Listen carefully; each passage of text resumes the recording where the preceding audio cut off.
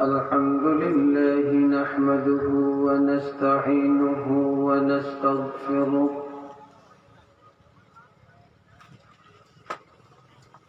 ونؤمن به ونتوكل عليه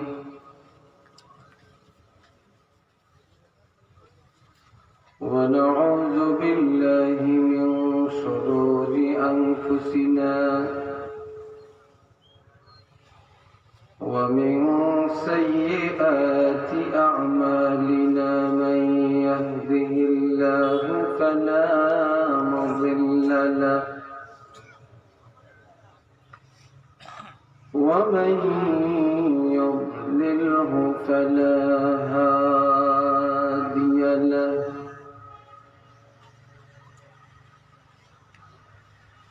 ونشهد أن لا إله إلا الله وحده لا شريك له ونشهد أن سيدنا وسندنا ونبينا وشفيعنا وحبيبنا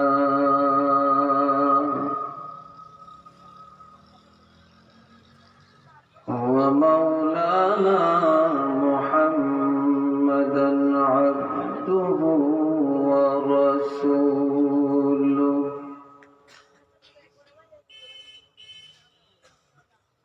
الذي أرسله بالحق بشيرا ونذيرا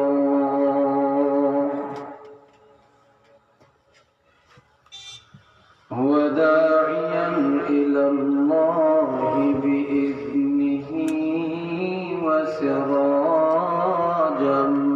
منيرا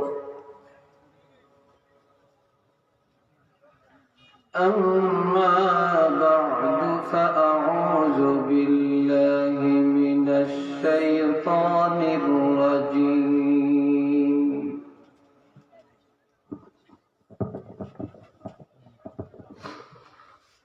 بسم الله الرحمن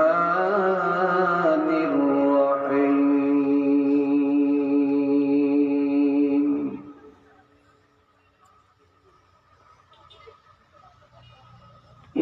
إنه لقرآن كريم في كتاب مكنون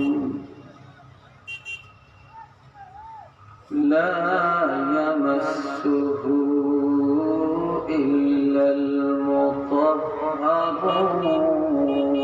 المطهرون صدق الله العظيم وصدق رسوله النبي الكريم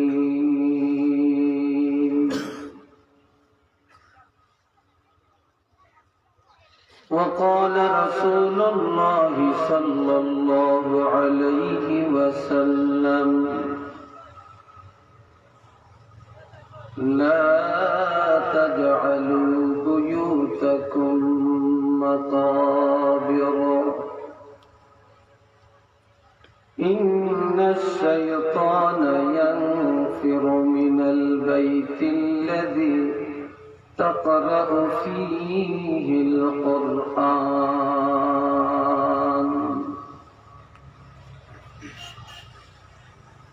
وقال رسول الله صلى الله عليه وسلم إن الشيطان ينفر من البيت الذي تقرأ فيه سورة البقرة وقال رسول الله صلى الله عليه وسلم إذا وضع الميت في قبره جاء القرآن عند رأسه أو كما قال عليه الصلاة والسلام إن الله وملائكته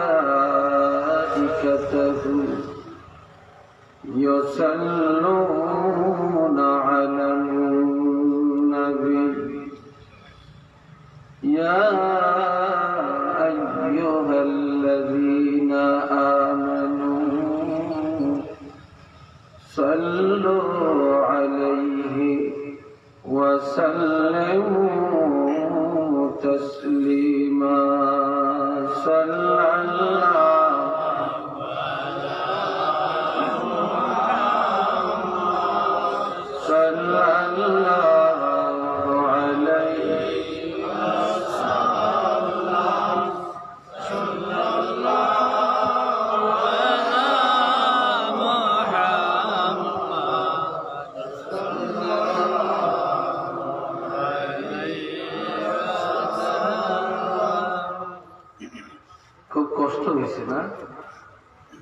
दुरूद शरीफ तेलावत करते खूब कष्ट लगছে না কি লাগছে কথা বলে মজা লাগছে না এটাও বলা যায় না মজা লাগাটা ঈমানের পরিচয় মজা লাগাটা কি ঈমানের পরিচয় তবে আজকে আপনাদের ওয়াজ শোনাটা যারা প্যান্ডেলের কাছে আছে এদের জন্য খুব কষ্টকর এইভাবে থাকতে থাকতে ঘাট ধরে যাবে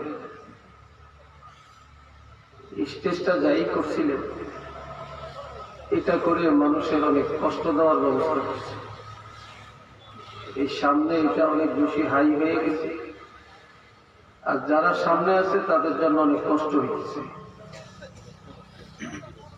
ঠিক না কথা তো করছে তো ভালোর জন্য তৈরি পড়া দিছে এখন কপাল পড়া হয়ে গেলে তার করার কিছু নেই ঠিক না একটু কষ্ট করবে কষ্ট যত পুরস্কারও তত তা আসুন আমরা একটু জবান খুলে উচ্চ আওয়াজে সবাই বলবে আশেপাশে যারা আছেন হাঁটাহাঁটি করছেন মাদ্রাসা তো আমি অনেক লোক দেখছি এটা তো মাদ্রাসা না মাদ্রাসায় অনেক লোক দেখছি আশা রাখি সবাই জলছে চলে আসবে আপনারা আয়োজন করছেন কষ্ট করে একটা আয়োজন করা মাহফিলের অনেক কষ্টের ব্যাপার তাই না আর আমরা যে আসছি তাও কষ্ট করে আসছি সফর করে আসা প্রোগ্রাম গিয়ে ধরা লাস্ট টাইমে উপস্থিত হওয়া এটা কিন্তু একটা টেনশন আমাদের এই কষ্ট আপনাদের আয়োজন সার্থক হবে যদি আমরা সবাই ধৈর্যের সাথে বসে কথাগুলো শুনতে পারি তো আসুন সবাই উচ্চ আওয়াজে বলুন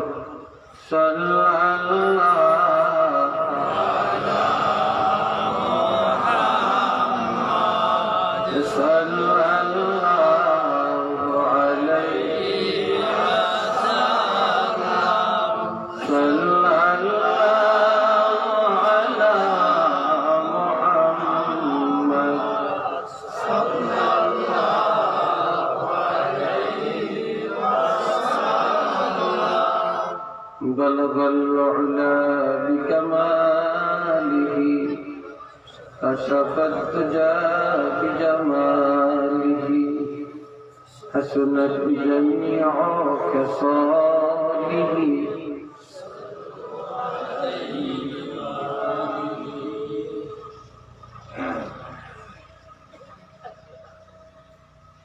আজকে এই কলা বাগান লতিফিয়া হাফিজিয়া ইবতদায়ী মাদ্রাসা আল্লামা ফজলুল ইসলাম কিবলা রহমতুল্লাহ আলাইহি এবং এলাকার মধ্যে গানে ইসালে সওয়াব উপলক্ষে আজকে এই বার্ষিক ওয়াজ মাহফিলের সম্মানিত সভাপতি প্রখ্যাত আলেমে দ্বীন ওস্তাদুল উলামা আল্লামা জ.ম. আব্দুল মুনিম সাহেব মঞ্জুরানী, আজকের প্রধান অতিথি আল্লামা সাহেব কমলা ফুলতলি রহমতুল্লাহ আলাইহি, সুযোগ্য সাহেব জানা আওলাদ ওলি আল্লামা হাফিজ ফখরুদ্দিন চৌধুরী সাহেব সাহেব জাদায়ে ফুলতলি মাদ্দাজুল্লাহুল আলী।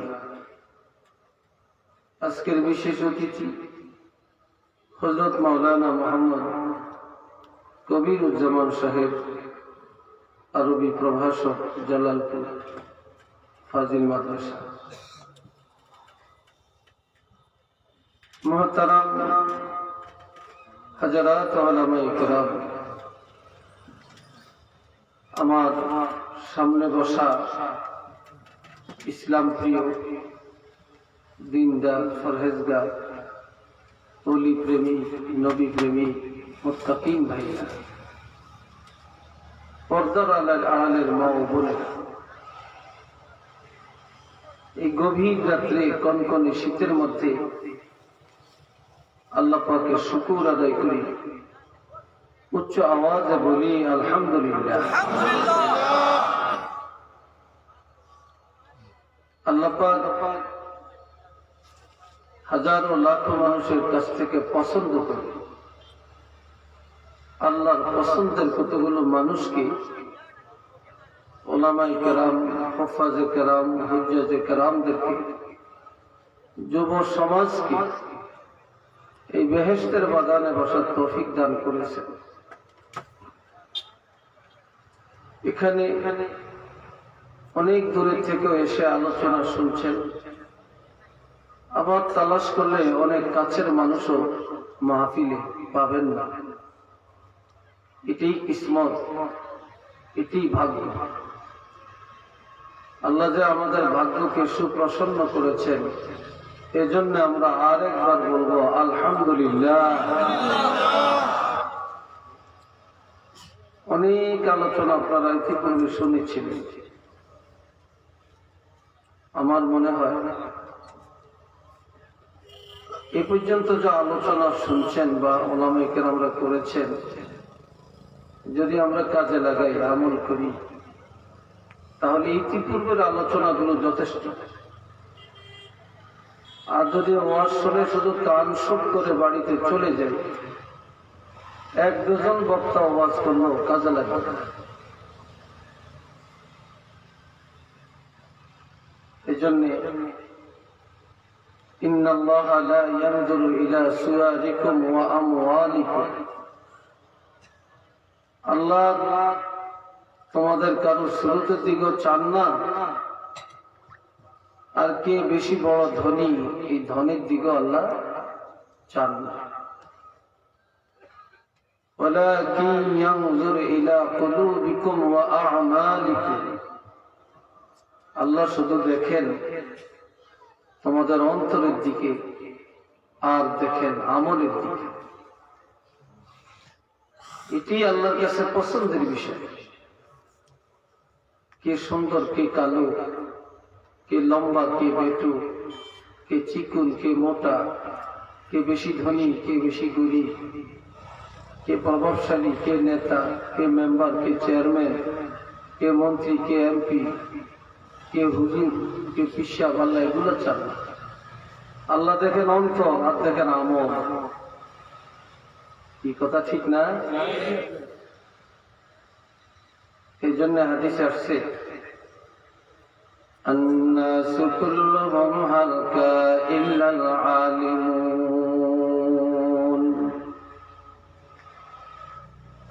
এই দুনিয়ায় যত মানুষ আছে সব ধ্বংস হয়ে যাবে, বিপদে পড়বে, এক কথায় জাহান্নামী হবে। শুধুমাত্র কেবলমাত্র আলেমরা নাজাত পাবে। কারা নাজাত পাবে? এখন আপনারা বলবেন, হুজুর আমরা তো আর আলেমরা জাহান্নামে যাই, আপনারা বেহেশতে যাইবেন, তো আর আমরা বসে থাকতে পারতাম? হ্যাঁ, এই আলেমের অর্থ জ্ঞান। আপনারও আলেম, আপনারা আল্লাহকে চিনেন না, কথা জবাব দিবেন। নবীকে চিনেন না, কিতাব বুঝেন না, হালাল বুঝেন না, হারাম বুঝেন না, ফরজ ওয়াজিব বুঝেন না, জায়েজ না জায়েজ বুঝেন না, সওয়াব আর গুনাহ বুঝেন না। এই বুঝটা যাদের মধ্যে আছে তারাই আলেম। এতটুকু বুঝতে আপনাদের মধ্যে আছে। জ্ঞানীরা নাজাত পাবে। والعالمون كلهم هلكا إلا العاملون। এই দুনিয়ায় যত জ্ঞানী, যত বিদ্বান, যত আলেম রয়েছেন সব ধ্বংসপ্রাপ্ত, হালাক। তারা ধ্বংস হবে না, বিপদে পড়বে না, জাহান্নামে যাবে না। যেই জ্ঞানীরা, যে আলেমরা যতটুকু এলেম জানে ততটুকু আমল করি, যে যা জানে তা যদি কাজে লাগাইতে পারে তাহলে সেই বেহেশতে যাবে। উচ্চ আওয়াজে বলেন না সুবহানাল্লাহ। সুবহানাল্লাহ একটু জোরে কইলে গুনাহ হইব? কি হবে? একবার যদি মহব্বতে বলতে পারেন, সাথে সাথে আল্লাহ বেহেশতের মধ্যে আপনার জন্য একটা বাগান সাজাবেন। যেই বাগানটা, যার ছায়া এত বেশি, একটা দ্রুতগামী ঘোড়া যদি এক টানে 6 মাস দৌড়ায়, তার বড় এই বাগানের পরিধি তার ছায়া অতিক্রম করে শেষ করতে পারবে না।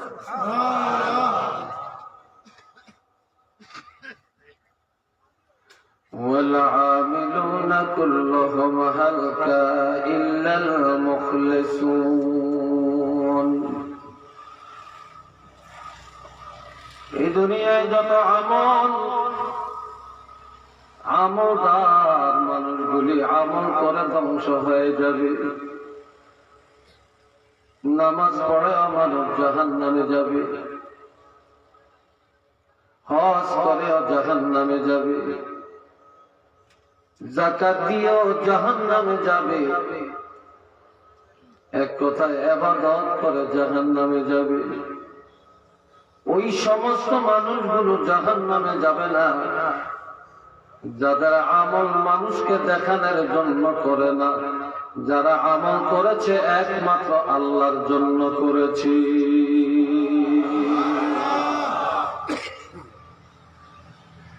যে যা করছে আল্লাহর জন্য করছে, একমাত্র এরাই রক্ষা পাবে, তারাই নাজাত পাবে, তারাই জান্নাতি হবে। বলেন না সুবহানাল্লাহ।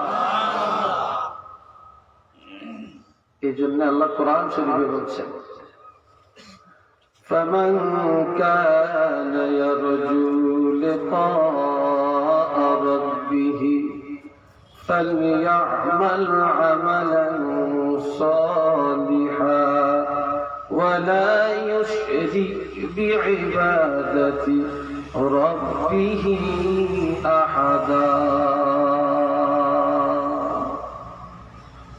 কেউ হাঁটবে না, এদিক সেদিক তাকাবে না, রাস্তার পাশে এমনি গাড়ি ঘোড়ার আওয়াজ, আরেকদিকে আপনারা একটু নড়াচড়া করলে আমাদের কথা নড়চড় হয়ে যেতে পারে। এই জন্য আল্লাহর ওয়াস্তে একেবারে গভীর আগ্রহ চিত্তে কথাগুলো শুনবে। আমি কিছু কথা বলতে চাই। আপনারা কি শুনতে রাজি আছেন? ইনশাআল্লাহ। জোরে বলেন, রাজি আছেন? আমার সাথে থাকতে রাজি আছেন? আমরা একসাথে, আমার মনে হয় আমার পরে আর কেউ নেই। জি না। কি আছে না? জি নাই। আর কেউ নেই। একসাথে আমি মুসাফি আপনাদেরকে নিয়ে মাদ্রাসার জন্য একটু দোয়া করে আমরা সবাই চলে যাব, ঠিক না? আমার আল্লাহ বলেন, যে ব্যক্তি বা যারা আল্লাহর সন্তুষ্টি কামনা করে, আল্লাহর দিদার পেতে চায়, নৈকট্য লাভ করতে চায়, তার উচিত সে যেন নেক আমল, বেশি বেশি নেক আমল করে, আর আমলের মধ্যে যেন আল্লাহর সাথে কাউকে শরীক না করে, আমলটা যেন আল্লাহর জন্য করে, আমলটা যেন কোন মানুষকে খুশি করাবার জন্য না করে। যে আমলটা মানুষকে দেখানোর জন্য করা হয় এটা হলো শিরক। আর যে আমলটা আল্লাহর জন্য করা হয় এই আমলটার নাম ইবাদত। আরেকটা আওয়াজ দিয়ে বলেন। একজনে 10,000 টাকা দান করছে নামের জন্য, এটা নাম পাইছে, বাহাবা পাইছে, যথেষ্ট। আখেরাতে আর কিছু নেই, বুঝছেন? আরেকজনে 100 টাকা দিছে, 10 টাকা দিছে গোপনে আল্লাহর জন্য। এই 10 টাকায়, এই 100 টাকায় সে মানুষকে দেখানোর জন্য করে না, আল্লাহর জন্য দিছে। সে এই দানের কারণে সে জান্নাতে যাবে।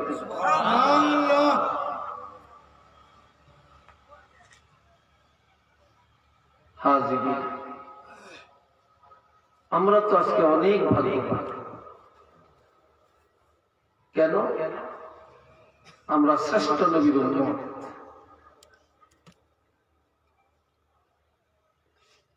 আমাদের এই নবীর শ্রেষ্ঠত্বের কারণে উম্মতের শ্রেষ্ঠত্ব।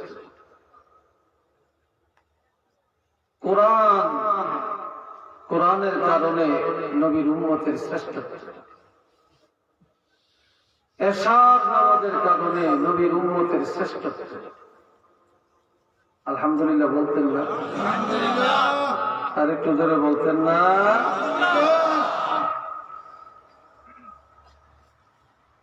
আমার আল্লাহ বলেন, ইন্না আরাদনা আল-আমানাতা আলাস সামাওয়াতি ওয়াল আরদ والأرض والجبال فأبين أن يحملنها وأشفقن منها وحملها الإنسان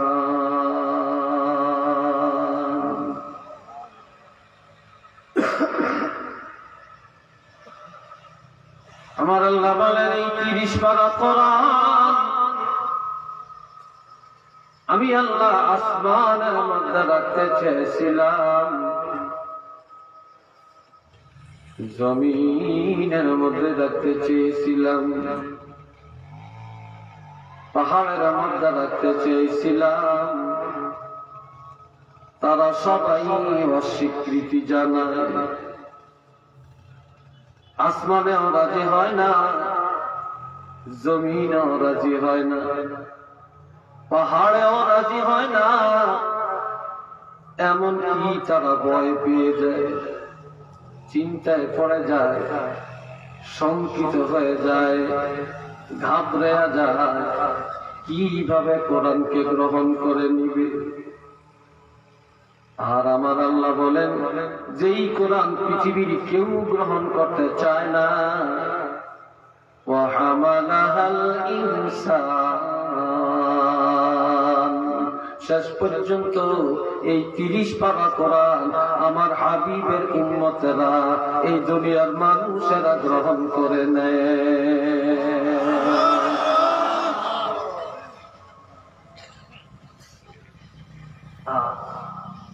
এই কোরআনকে মেনে নেওয়ার কারণে, এই কোরআনের খাতিরে আমাদের সম্মানকে আল্লাহ বাড়ালেন।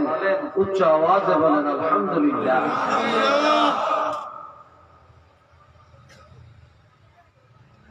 ইন্নাহু কানা যালুমান জাহুলা।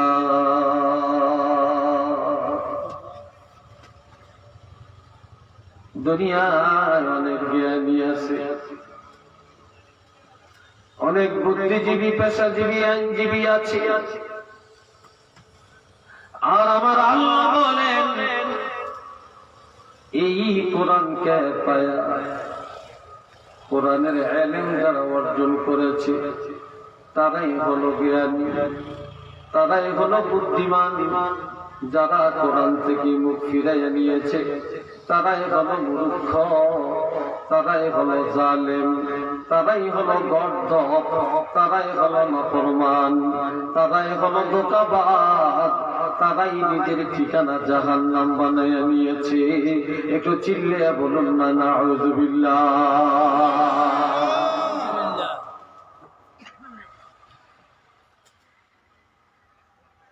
আল্লাহ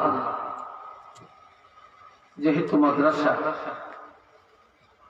একটু এই আঙ্গিকে কিছু কথা আমরা শুনবো, না কি বলেন? রাজি আছেন তো? মাদ্রাসা কেন্দ্রিক কথা বলতে হবে। যুব সমাজের মাহফিলে যুবকদের উদ্দেশ্যে কথা বলতে হবে। মসজিদ কেন্দ্রিক মাহফিলে নামাজের ফজিলতের কথা বেশি বলতে হবে। এটি হলো ওয়াজের একটা আদব।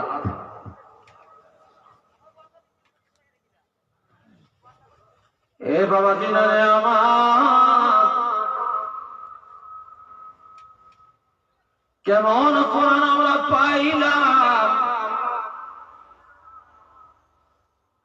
যেই কোরআন আমাদের দুনিয়ার বন্ধু, যেই কোরআন আমাদের ঔষধ, যেই কোরআন মুমিনের জন্য রহমত, যেই কোরআন দুনিয়ার বন্ধু কবরের বন্ধু,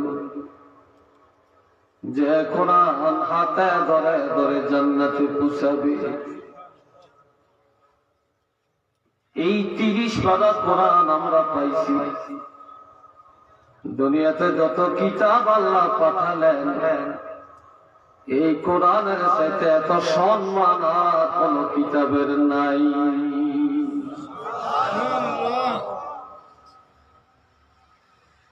আমার আল্লাহ সূরা ওয়াকিআর মধ্যে ওয়াজ করেন, ইন্নাহু লাকুরআনুন কারীম। নিশ্চয়ই এটা সম্মানী কিতাব, সবচেয়ে দামি কিতাব। এই কিতাবের উপরে আর কোন কিতাবের মর্যাদা নেই। নবী যত বড়, উম্মত তত দামি, কোরআন যত সম্মানী। এই কোরআনের সম্মান যারা করে, আমার নবী বলেন আল্লাহ তাকে করে সব চাইতে বেশি সম্মানী। উচ্চ আওয়াজে বলেন না আলহামদুলিল্লাহ। আপনাদের এটার নাম কলা বাগান। কাঁঠাল বাগান আছে, লিচু বাগান, লিচু বাগানে লিচু নেই, কাঁঠাল বাগানে কাঁঠাল নাই, কচু খেতে কচু নেই, লাল বাগে বাঘ নেই, ঠিক না? আপনাকে কলা বাগানে কলা আছে কি? হ্যাঁ, গাছ লাগে। এই কলা বাগানে বাংলাদেশের একজন মন্ত্রীকে দাওয়াত দিলেন। মন্ত্রী সাহেব আসছে, কত গাড়ি, কত সিআইডি, কত পুলিশ, কত আর্মি, কত বিডিআর, কত নারী পুরুষ, কত নেতা খেতা, অভাব। রাস্তায় কোনো মানুষ ধরে না, কি ঠিক না ভাই? তো বলেন তো আপনারা, ফুলতুলি সাতকামলা থাকতে কি ফটুয়া দিয়ে গেছে যে এলাকার মন্ত্রী আসলে কবর আজাব মাফ হয়ে গেছে? কথা বলে এরকম ফটুয়া দিছে? হযরত শাহজালাল রহমাতুল্লাহ আলাইহি দিছে নাকি? 360 নিয়ে দিছে দেয়। কিন্তু কোন নেতা, কোন মন্ত্রী, কোন মেম্বার, চেয়ারম্যান যদি এলাকায় আসে মাটির উপরে উন্নয়ন হয়, কবরওয়ালাদের কোনো উন্নয়ন হয় না। আর আমার নবী বলেন, ইন্নাল আলিমা আও মুতাআল্লিমা। এই কোনা দিয়েছেন বাচ্চাটি কি করে? এটা তো ওয়াজ শুনতে আসে না, আসছে বিশৃঙ্খলা করতে।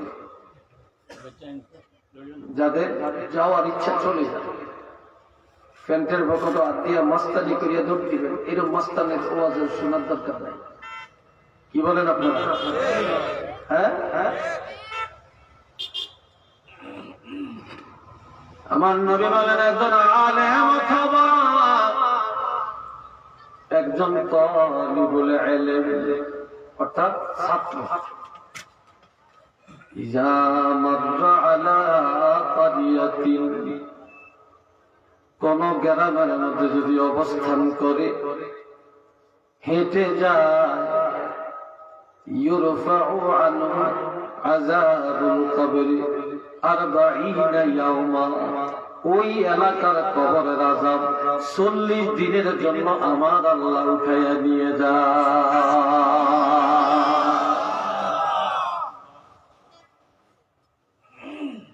আহলুস সুন্নাত ওয়াল জামাতের আকীদা হলো, কোন কবরের আযাব যদি একবার আল্লাহ বন্ধ করে দেন, তাহলে এই উসিলায় আল্লাহ কিয়ামত পর্যন্ত আযাব ক্ষমা করে দিতে পারেন।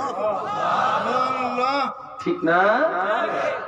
তাহলে দেখেন, এটা কি ব্যক্তির কারণে হয়েছে না কোরআনের কারণে হয়েছে? আরেকটু জোরে কর। এই লোকটার অন্তরে 30 পারা কোরআনের নূর ছিল বলেই তার আগমনের কারণে এলাকার কবর আযাব আল্লাহ মাফ করে দিয়েছে।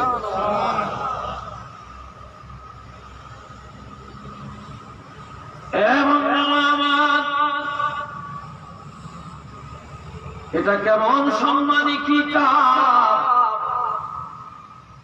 যে কিতাবে ব্যক্তির সম্মান বাড়ায়, মা বাপের সম্মান বাড়ায়, স্বামী যদি আলেম হয় বিবির সম্মান বাড়ায়, বিবি যদি আলেমা হয় স্বামীর সম্মান বেড়ে যায়। এলাকায় আলেম থাকার কারণে এলাকার মর্যাদা বেড়ে যায়, কোরআনের কারণে রাষ্ট্রের মর্যাদা বেড়ে যায়, কোরআনের কারণে সারা জগৎ শান্তিময় রহমতের বার্তা নিয়ে আসি। আরেকবার বলেন না আল্লাহু আকবার।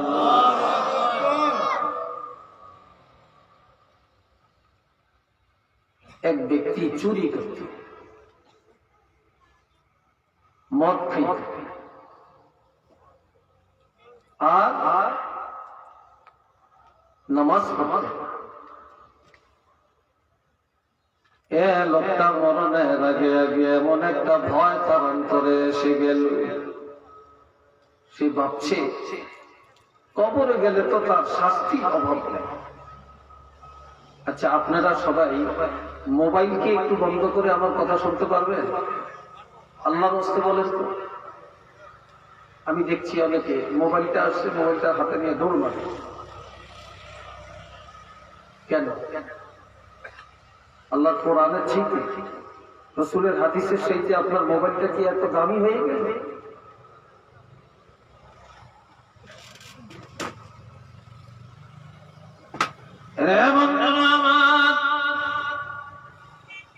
মৃত্যুর আগে আগে লোকটা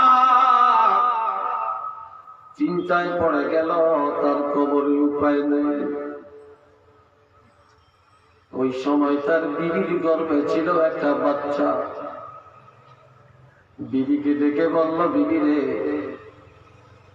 আমি যদি মরে যাই, তোমার গর্ভের সন্তানটা যদি ছেলে হয়, আমি ওসিয়ত করে গেলাম তাকে আল্লাহর কোরআনের তালিম দিবা। আরো আসতে হবে। অনেক মাদ্রাসা করলে কি কোরআন হলিয়া কি আনে কেজিতে দিস, কেজিতে আনাগত আসেনি কেজি, কেন আসেনি KG? Nursery KG, kinder garden, cadet, cadet একটা কিছু করতে হবে। আমার বাবা জিরা লোকটা ওসিয়ত করে মারা গেল, তার কবরে কঠিন আযাব হচ্ছে।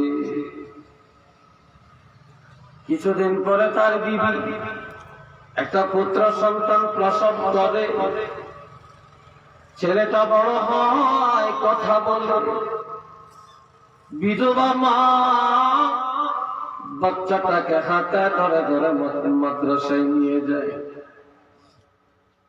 মাদ্রাসায় ভর্তি করায়। ওস্তাদ তাকে সামনে বসায় আউযু বিল্লাহ পড়ালো, বিসমিল্লাহ তাকে বলাইল।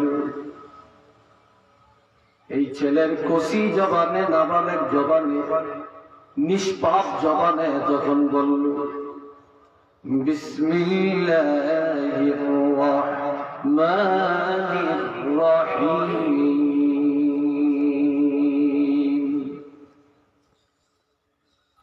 আল্লাহর এমন রহমত নাযিল হতে লাগল। আল্লাহ এত বেশি খুশি হয়ে গেল, আমার আল্লাহ ফেরেশতাকে ডেকে বলে, ফেরেশতারা রে, এই লোকটা যত বড় অপরাধী হোক না কেন রে, মৃত্যুর আগে ওসিয়ত করছে ছেলেটাকে কোরআন শিক্ষা দেওয়ার জন্য। আজকে তার কবরে জাহান্নামের আগুন জ্বলছে, তার সন্তান ওস্তাদের সামনে বসে বিসমিল্লাহ বলছে। আমি আল্লাহর রহমতের দরিয়ায় এমন জোশ মেরেছে, আমি ঘোষণা দিলাম এই বিসমিল্লাহর কারণে তার বাবার কবরটাকে জান্নাতের বাগান বানায়া দিলাম।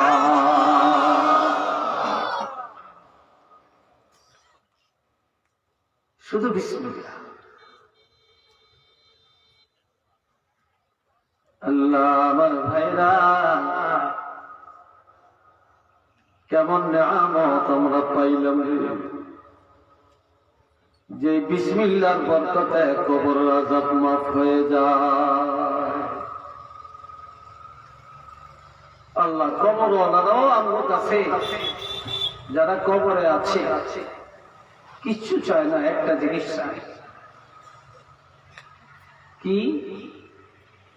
কবরের পাশে দিয়ে আমরা সারাদিন হাঁটাহাঁটি, ঠিক কিনা?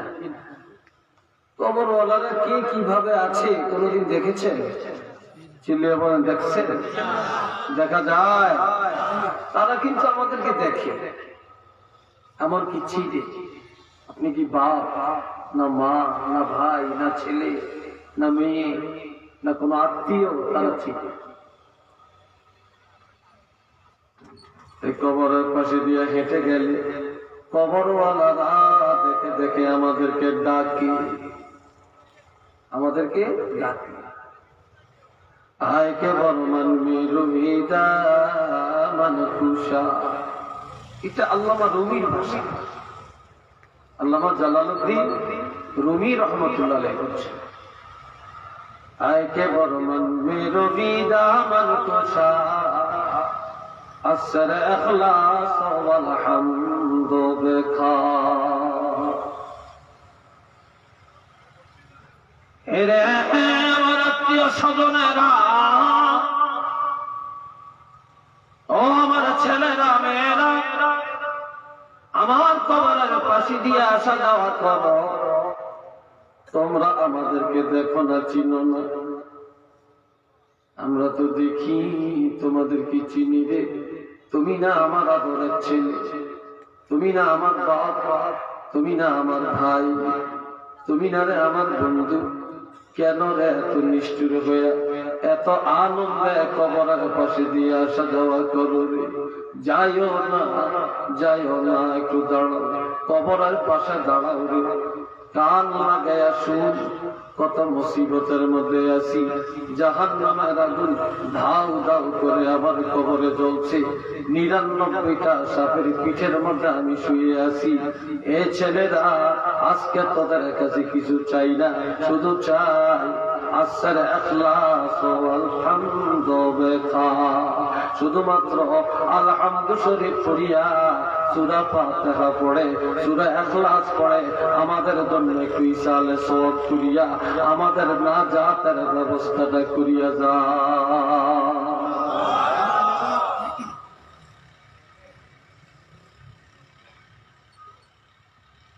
আল্লাহ এখন বুঝি না, আর যখন বুঝবো তখন এই বুঝার কোনো দাম থাকবে না। আমার আল্লাহ বলেন, কোন সন্তান যদি মা বাপের কবরের কাছে যাইয়া আউযু বিল্লাহ বিসমিল্লাহ বলে সূরা ফাতিহা পড়ে, সূরা ইখলাস পড়ে, দুরূদ শরীফ পড়ে, হাত তুলে দোয়া করি, হতে পারে আমার আল্লাহ কিয়ামত পর্যন্ত কবরের আযাব ক্ষমা করে দিবি। উচ্চ আওয়াজে বলেন আল্লাহু আকবার। তবে এই যুগে আমাদের মা বাপের নিয়ত ভালো না, কিছু কিছু, অধিকাংশ ভালো না, কিছু কিছু ভালো আছে। আল্লাহ রিজিকের মালিক কে? আরে আসতে পারে আল্লাহ না? আমরা চিন্তা করি মাদ্রাসা পড়িয়া কি হবে, কি খাবে, কি চাকরি করবে, আফসোস ছাড়া কিছু। বাবাজিরা, আমি আমার নিজের কথাটা একটু বলি। আমার মা ছিলেন একেবারে মূর্খ ছিলেন। আমার মা ঠিক মতো লেখাপড়া জানতেন না, 10 টাকার মতো ভালো করে চিনতেন না। আমি আমার মায়ের একমাত্র ছেলে। দুনিয়াতে যখন ভূমিষ্ঠ হয়, মা কোলে নিয়ে আল্লাহর কাছে ফরিয়াদ করে বলে, আল্লাহ আমি দুনিয়ার কিছু চাই না, তবে আমার এই কলিজার টুকরা ছেলেকে তুমি নেখায়াত দিও। আমি নিয়ত করলাম, আল্লাহ তোমার কোরআনের খেদমতের জন্য আমি কোরবানি করে দিব।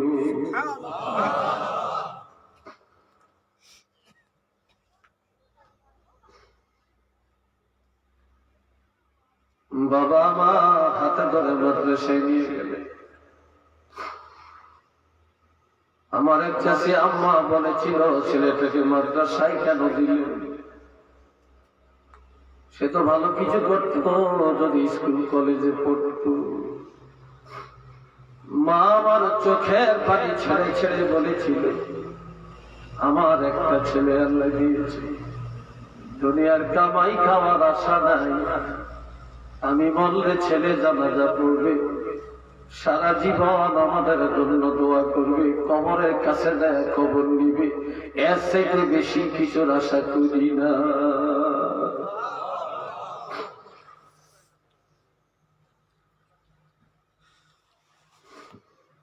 আজকে মনটারে বোঝাতে পারি, এমন কোন দিন নাই যে শত শত হাজার হাজার মানুষ নিয়ে মা বাপের দোয়া করি না।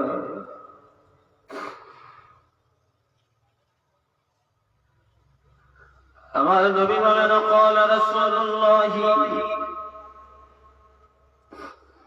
صلى الله عليه وسلم إذا مات الإنسان, মানুষ যখন মরে যায়, ইনকাতা আনহু আমালু, সাথে সাথে সবগুলো আমল বন্ধ হয়ে যায়, ইল্লা মিন সালাসাতিন, তবে তিনটা আমল মৃত্যুর পরে বন্ধ হয় না রে। এক নম্বরে ইল্লা মিন সাদাকাতিন জারিয়া, সদকা জারিয়া যারা করে যায়, মাদ্রাসা করে, মসজিদ করে, মক্তব করে, রাস্তা করে, ফুল করে, কালভার্ট করে, এ জাতীয় সদকা জারিয়া যারা করে গেল, তারা মরে গেলেও কিয়ামত পর্যন্ত সওয়াব পেতে থাকবে। আরো আসতে পারে।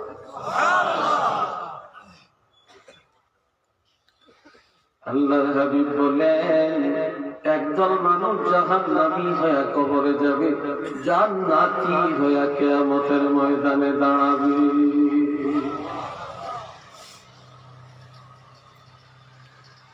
যাদের মৃত্যুর পরে নেক আমল জমা হইতে হইতে সদকা জারিয়া জমা হতে হতে তার গুনাহ কমে যাবে, নেক আমল এত বেশি হয়ে যাবে, এই লোকটা জান্নাতে হয়ে কিয়ামতের ময়দানে দাঁড়ায়া যাবে।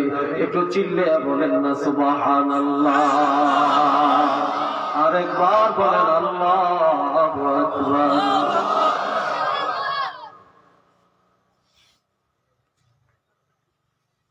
দুই নম্বর আও ইলমিন ইউনতাফাউ বিহি, ইলম ইলমে উপকার হয়, ফায়দা দেয়। আল্লাহ দুনিয়ায় দুইজন মানুষের কবরের মাটি আল্লাহ মেশক আম্বর অর্থাৎ সুঘ্রাণযুক্ত আতর বানাইয়া দিছি। জোরে বলেন কয়জন? একজন হলেন পুরুষ আর একজন হলেন মহিলা। যিনি পুরুষ তিনি হলেন ইমাম বুখারী। একটু মারহাবা করুন। তিনি কি? তিনি হলেন ইমাম বুখারী রাহমাতুল্লাহি আলাইহি, যিনি বুখারী শরীফের হাদিসগুলো লিখেছেন। তবে ইমাম বুখারী কোনদিন এমন আলোর মধ্যে হাদিস লেখেন না, তিনি বেশিরভাগ হাদিস লিখেছেন অন্ধকারের মধ্যে। কিভাবে হাদিস আনার কোনটা সহিহ কোনটা গায়রে সহিহ এটা নির্ণয় করতেন কিভাবে? ইমাম বুখারী রাহমাতুল্লাহি আলাইহি কলম হাতে নিয়ে আগে ওযু করতেন, 2 রাকাত নামাজ পড়তেন, আবার গোসল করতেন, এরপরে 2 রাকাত নামাজ আদায় করতেন। কলমটা হাতে নিয়ে অন্ধকার রাত্রে যখন কাগজের মধ্যে কলমের মাথাটা লাগাইতেন, হাদিস লেখার কাজ শুরু করতেন, তখন মদিনা থেকে একটা নূরের ঝলক ইমাম বুখারীর কপালের মধ্যে আইসা পড়তো। সেই কপালের নূরের আলো তার কাগজ আর কলমের মাথায় মদিনার নূর চমকাইতো। সেই নূরের আলো দিয়া ইমাম বুখারী হাদিস লেখার কাজ শেষ করতে।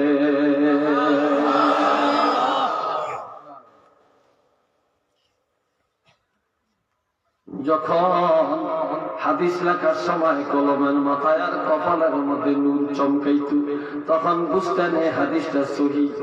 আর যখন নূর চমকাইতো না, তখন বুঝতেন এই হাদিস সহিহ না, তখন সেই হাদিস আর বুখারীতে লেখে না।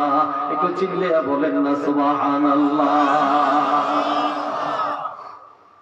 এই ইমাম বুখারীর মৃত্যুর পরে ওনাকে মাটি দেওয়ার পর ওনার কবরের মাটিটা মেশক আম্বরের মতো গ্রান হয়ে গেছে।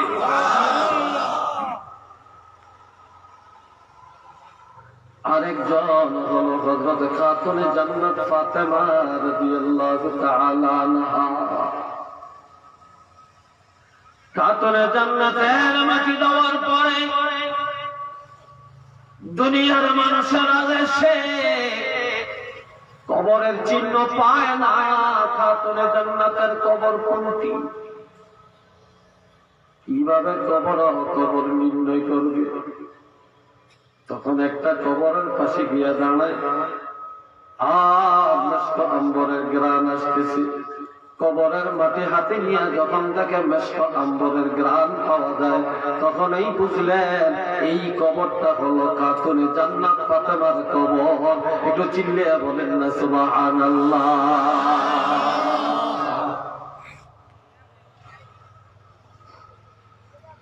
বাবাজিরা, আজও ইমাম বুখারী কবরে থাকিয়া সওয়াব পাচ্ছেন। কেননা দুনিয়ার হাজার হাজার লক্ষ লক্ষ আলেমরা বুখারী পড়তে আছে, ঠিক নেই? এই সওয়াব তিনি কবরে থাকিয়া পাইতেছেন। এভাবে অনেক উস্তাদেরা হাজার হাজার ছাত্র রেখে যায়। ওই ছাত্ররা কেউ কোরআনের তালিম দেয়, কেউ মসজিদে ইমামতি করে, কেউ মুয়াজ্জিনি করে, কেউ বক্তাগিরি করে, কেউ তাফসীর করে। এই সওয়াবগুলি উস্তাদ কবরে থাকিয়া পায়। বাবাজি, আজ থেকে 10 বছর আগে আমি চাকরি ছেড়ে দিতে চাইছিলাম। এত ব্যস্ততা, প্রোগ্রামের ব্যস্ততার কারণে চাকরি আর করব না। হঠাৎ করে একদিন আমি স্বপ্নে দেখতেছি আমার একজন ওস্তাদ আমাকে বলতেছেন যে সব ছাত্র তো ছাত্র হয় না, সব ছাত্র তো আলেম হয় না, 100 মধ্যে তো 2-1 ভালো আলেম হয়। এটাকে যথেষ্ট মনে করো না, কেন চাকরি ছেড়ে দিবে? তবে হাজার হাজার ছাত্র আমরা পড়াই, হাজার হাজার ছাত্র আলেম হয় না। হাজারের মধ্যে যদি 2টা হয়, এটা হলো আমাদের নাজাতের জন্য চালান। কথা ঠিক কিনা বলেন? এরা যদি দ্বীনের খেদমতে থাকে, আমরা মরে গেলেও এটার সওয়াব আমরা পাইতে থাকবো।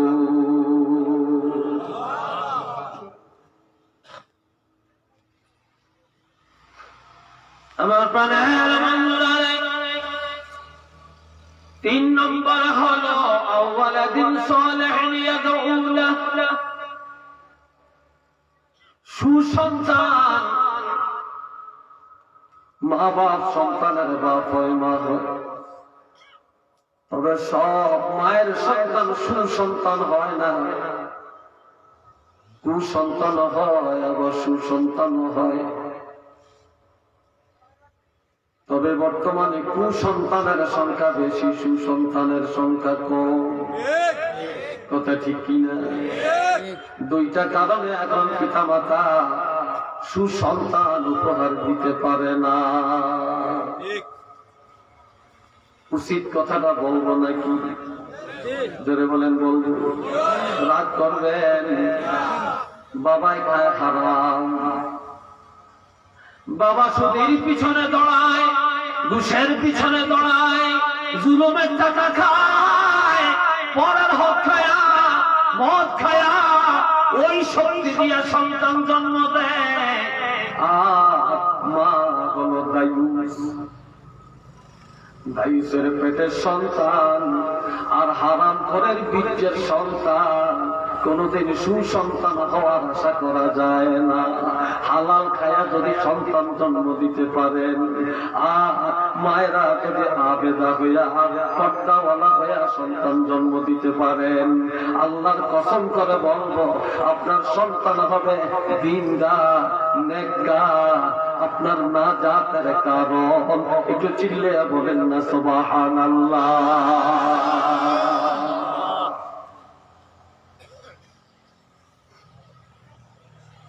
কষ্ট হয় না? বিরক্ত ভাবছেন? আল্লাহ বাবাজিরা, এই নেক সন্তান যখন এই দোয়া করবে, যখন এই মা বাবার জন্য দোয়া করবে, আমার সাথে পড়েন রব্বির হামহুমা কামা রব্বায়ানি সগীরা। সবাই একটু চোখটা বন্ধ করেন, জিন্দা মুদ্রা মা বাপের কথা খেয়াল করেন। এবার সবাই তাদের মাগফিরাতের উদ্দেশ্যে বলেন রব্বির হামহুমা কামা রব্বায়ানি সগীরা।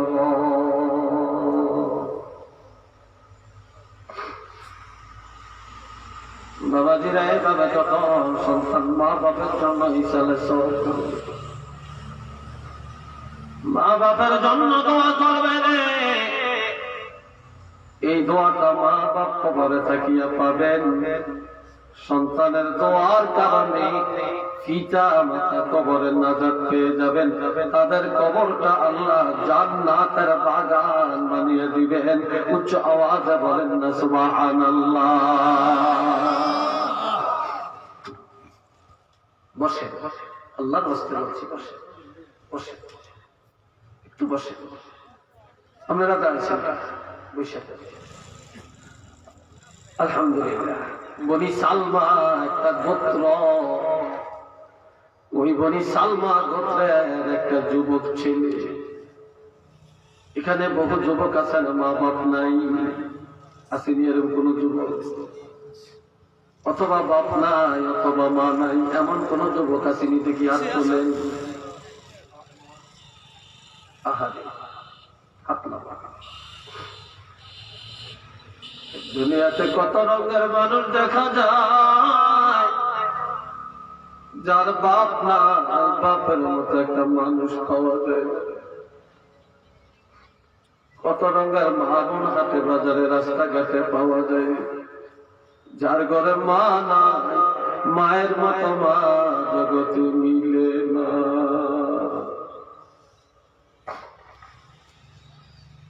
মায়ের মতো মা দুনিয়াতে পাওয়া যায়। বনি সালমা গোত্রের যুবক ছেলেটা কেঁদে কেঁদে নবীজির খেদমতে আসছে।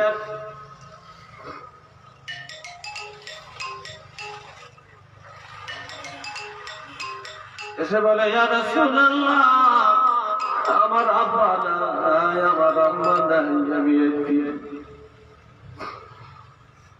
নবী গো, ছেলেরা কত সুন্দর করে আব্বা ডাকে, আম্মা ডাকে, কত সুন্দর জামা কাপড় কিনে দেয়। আমার এটা দেখে কলিজার আগুন জ্বলে। নবী গো, আমার আব্বা মার খেদমত করতে মনে চায়। হাল বাকিয়া মিন বাদে আবাওয়াইয়া শাইউন আবাদহুমা বিহি বাদা মাউতিহিমা। আমার মা বাবার ইন্তেকালের পর তাদের খেদমতের কোন অংশ বাকি আছে কিনা, আমি আমার পিতা মাতার খেদমত করতে পারবো কিনা, যদি খেদমতের কোন রাস্তা থাকে আমাকে একটু বলে দেন, বলে দেন। তখন আমার নবী বললেন, ক্বালা নাআম,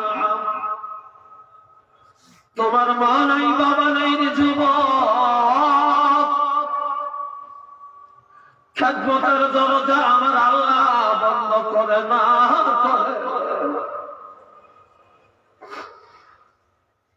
মা বাবা মরে গেল, খেদমত বন্ধ হয় না। নবীজি 5টা খেদমতের কথা বললেন। চিল্লিয়া বলেন, কয়টা খেদমতের কথা বললেন? আজকে মনে রাখবেন, আমল করবেন। 1 নম্বরে আসসালাতু আলাইহিমা, মা বাবার ইন্তেকালের পর বেশি বেশি করে তাদের জন্য দোয়া করা, জিয়ারত করিয়া তাদের জন্য দোয়া করা, নামাজ পড়িয়া তাদের জন্য দোয়া করা, কোরআন পড়িয়া তাদের জন্য দোয়া করা। মা বাবার ইন্তেকালের পর যে সন্তান বেশি বেশি করে দোয়া করবে, এই দোয়ার কারণে মা বাপ নাজাত পাবে, আর ওই সন্তানের গুনাহ খাতা আমার আল্লাহ ক্ষমা করে দিবে।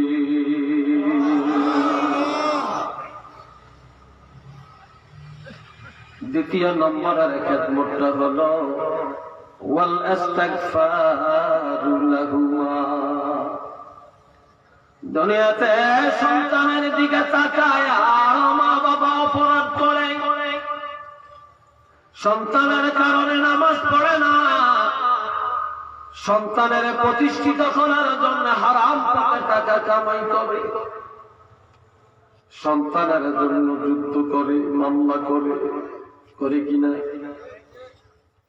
আহারে, রিক্সাওয়ালা রিক্সা চালায়, নামাজ পড়ে না, সারাদিন খালি দৌড়ায়, বলে হুজুর ছেলে মেয়ে রিজিকের জন্য এত কষ্ট করি। কত বুড়া মানুষ অত রিক্সা চালায়।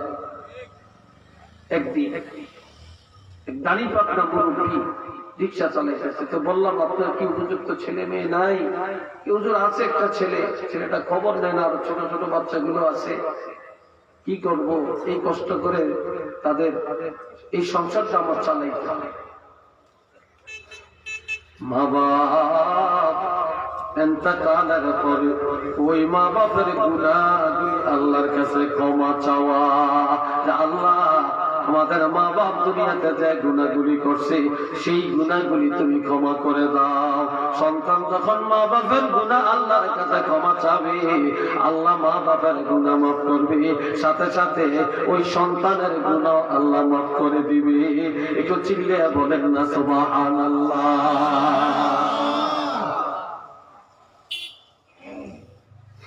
3 নম্বরের খেদমত হলো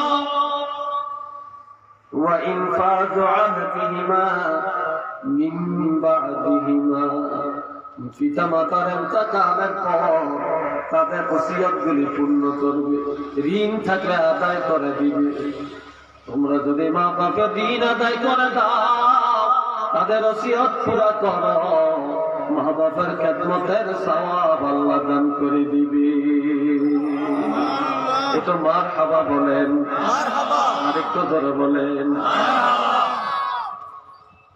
4 নম্বরের খেদমত ওয়াসিলাতুর রাহিমিল্লাতী লা তুসালু ইল্লা বিহিমা। মা বাপের ইন্তেকালের পরে তাদের রেখে যাওয়া আত্মীয় স্বজন, মা বাপের রেখে যাওয়া আত্মীয় স্বজন আছে না? চিল্লিয়ে বলেন আছে না? তোমরা যদি মা বাপের রেখে যাওয়া আত্মীয় স্বজনের সাথে সৎ আচরণ করা, কেউ যদি তাদের সাথে সৎ ব্যবহার করে, আত্মীয়তার বন্ধন মজবুত করে, পিতামাতার খেদমতের সওয়াব ওই সন্তানের আমলনামায় আমার আল্লাহ দান করে দিবে। 5 নম্বরে মা বাপের ইন্তেকালের পরে তাদের বন্ধু বান্ধব, তাদের সমবয়সী মুরব্বী যারা, তাদেরকে সম্মান করা, ইজ্জত করা।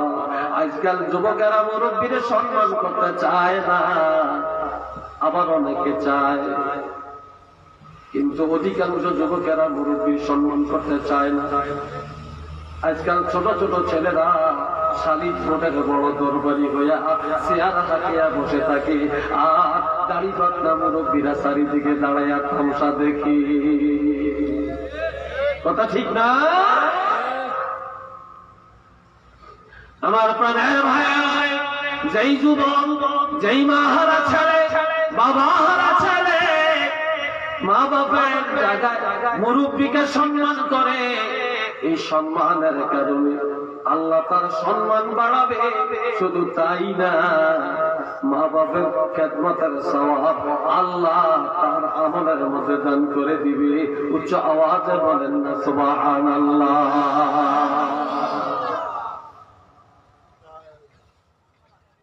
বিরক্ত লাগছে মনে হয় যুবকদের কাছে, মনে হয় খুব বেশি বিরক্ত বোধ হইতেছে। আমি চাই আর হয়তো 10-15 মিনিট কথা কে এর বেশি, খুব ঘাবড়েন না। আমার আলোচনা বারোয়ানি সমত গেছি, আর আমার একটা অভ্যাস, আমি ঠগাদের নিয়ত করি। কারণ মানুষ যতক্ষণ শুনতে চায়, বলার চেষ্টা করে, তারপরও 2 ঘন্টার আগে ছাড়ি না। আজকে দরকার আগেই ছাড়িয়ে দিয়ে, কি করেন আপনারা? হ্যাঁ, রাজি আছেন? যারা বলে রাজি আছেন, তো রাজি নাই কিছু অর্থ নেই। সবাই একজন না 2জন হয়তো হাত তুলছে, আরেকজন ওই চান্না কি রুম হাত তুলতে আসছে, কি নেই সবাই। তাইলে সবাই রাজি আছেন? চিল্লিয়ে বলে রাজি আছেন? একটু হাত তুলে দেখান, আল্লাহ দেখো। নারায়ে তাকবীর, নারায়ে রিসালাত, আল্লাহ কবুল করেন। সবাই উচ্চ আওয়াজে বলেন আমিন। মুহাব্বতে পড়েন সাল্লাল্লাহ।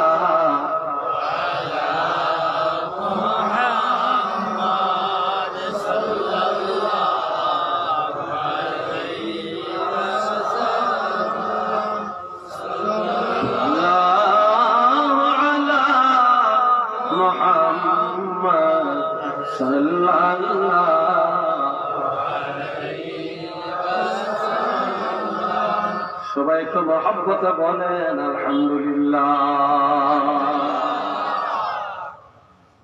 তাই বলতেছিলাম দোয়ার জন্য কোরআন শিখন দরকার আছে।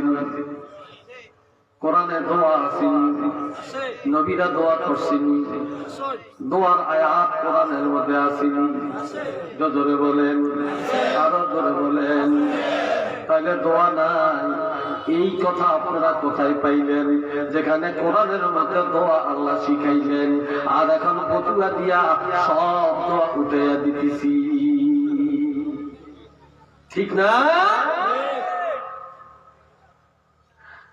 এই জন্য আমার আল্লাহ বলেন ফি কিতাবিন মাকনুন।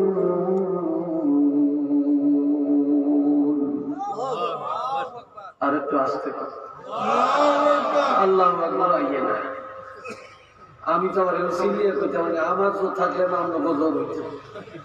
হ্যাঁ, আমারই নেই শক্তি, আমরা গাইব কইতে।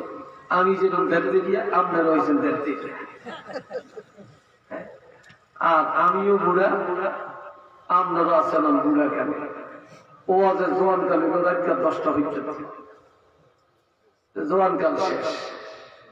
আর জোয়ান কালটা কোনো বুঝে আইছে জানি না, ঠিক না?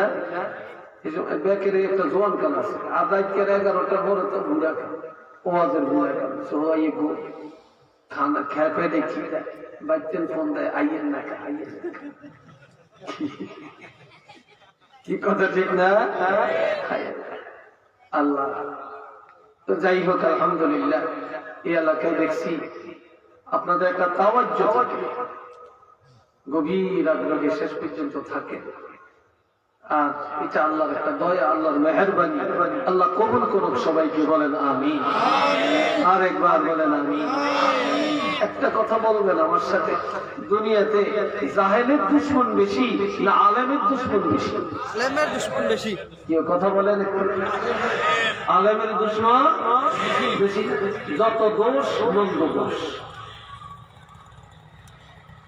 কিছু কিছু মসজিদ কমিটি আছে, মসজিদে নামাজ পড়েন, কিন্তু ইমাম সাহেব আজকে 5 মিনিট আগে নামাজ পড়াইছে, এই খবর কিন্তু নাই। মুয়াজ্জিন আজকে 2 মিনিট পরে আযান দিল কিনলে, এই খবর আছে। কি কথা, ঠিক কিনা? এই খবর আছে। আল্লাহ আবার হুজুরে ইন্ডিয়া কইল কা, হেটা কইল। আবার অনেকে কইলে হুজুরে এটা কোন কিতাব হইছে, লাগে যে হেতে কিরকম কিতাব পড়িয়েছে। কি ঠিক কিনা? ঠিক। বর্তমানে মুক্তি চাইতে ফতুয়া চাইতে মুক্তি বেশি। কি কথা, ঠিক কিনা? ফতুয়া চাইতে রোগের চাইতে ডাক্তার বেশি। রোগের চাইতে কি ডাক্তার বেশি। আল্লাহ ফতুয়া একটা দিয়া দেয়, ফতুয়ার কোনো টান নাই। আবার অনেক এরকম আগের জমানার হুজুররা ভুল করছে, একটু নাউজুবিল্লাহ করে। কিয়ামতের আলামতের মধ্যে হাদিস আছে যে পরের যুগের আলেমরা বলবে আগের যুগের আলেমরা ভুলই ছিল, তো এটাই কিয়ামতের বড় আলামত। এবং তবে একটা কথা জেনে রাখবে, আমার আল্লাহ বলে তোমরা আলেমের সাথে দুশমনি করো না। قال رسول الله صلى الله عليه وسلم كن عالما। তোমরা আলেম হও, আও মুতাআল্লিমা, যদি না পারো ছাত্র হও, ইলম শিখতে থাকো। যদি না পারো আল মুস্তামিআ, আলেমের মজলিসে যায়া আলেমের কথাগুলি কান লাগাইয়া শোনো। যদি এটা সম্ভব না হয়, আও মুহিব্বা, তোমরা আলেমের সাথে দুশমনি করিও না, আলেমদেরকে তোমরা মহব্বত করো, আলেমদেরকে শ্রদ্ধা করো, আলেমদের সাথে সুসম্পর্ক রাখো।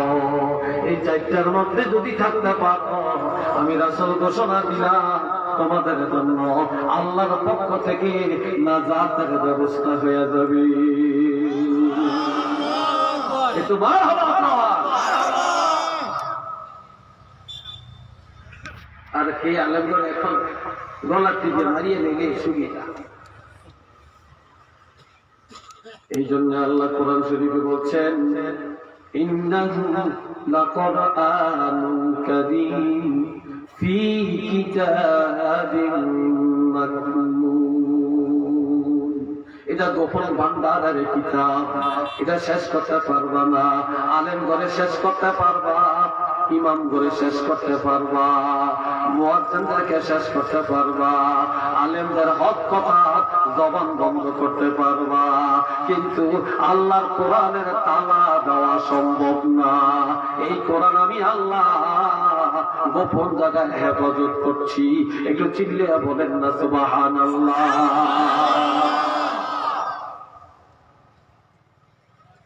আজকাল তো মহিলারা কোরআন পড়ে না, নামাজ কাজা হয়, কোরআন কাজা হয়, মহিলাদের ইস্টার চলছা কাজা হয়। এই কথা ঠিক কিনা? নাটক কাজা হয় না, ঠিক নেই? গ্রামে যদি একটা, এখন তো জায়গায় জায়গায় কফি হাউসের মার্কেট খুব চলছে। আপনাকে সিলেট চলছে কিনা জানি না। কফি হাউস রাতটা 3টা বাজে যায় দেখবেন নারী পুরুষ সেখানে কফি হাউসে যায় পোড়া মুরগি খায়, পোড়া মুরগি এখানে 14 গোষ্ঠীর চোখে দেখে। কি কথা ঠিক না?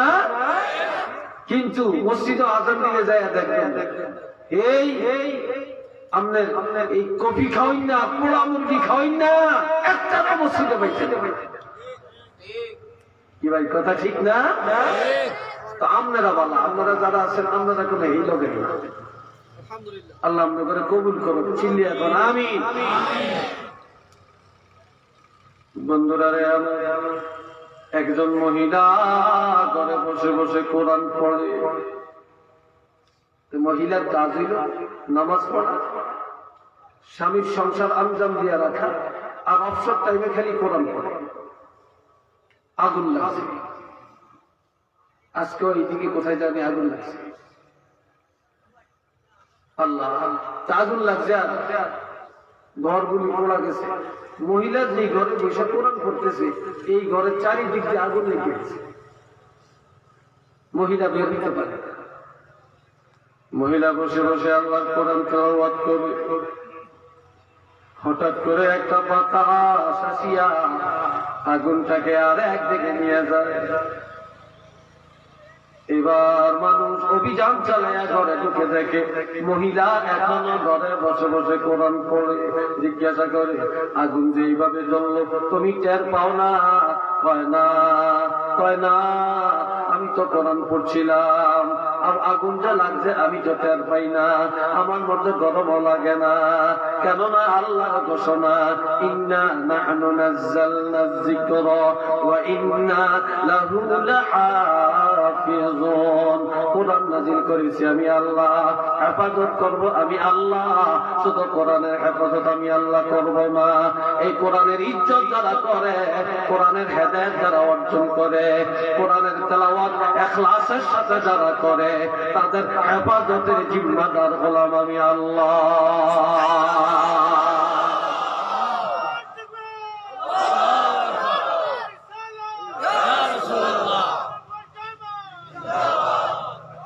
আল্লাহ, সেই কোরআনের হেফাজত কার হাতে? আরেকটু ধরে বলেন, কার হাতে?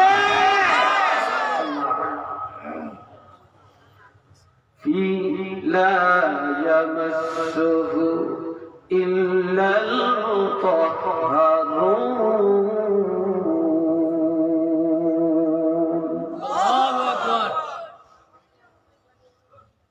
বসেন। বলবেন? বসে না, বসার জায়গা নেই। আপনি একটু জায়গা দেন না ওনাদেরকে, বসতে জায়গা দেন না, বসতে জায়গা দেন, দেন বসতে জায়গা দেন। দরুদ শরীফ পড়ান আর একটু একটু করে আগান, একটু একটু করে। সাল্লাল্লাহু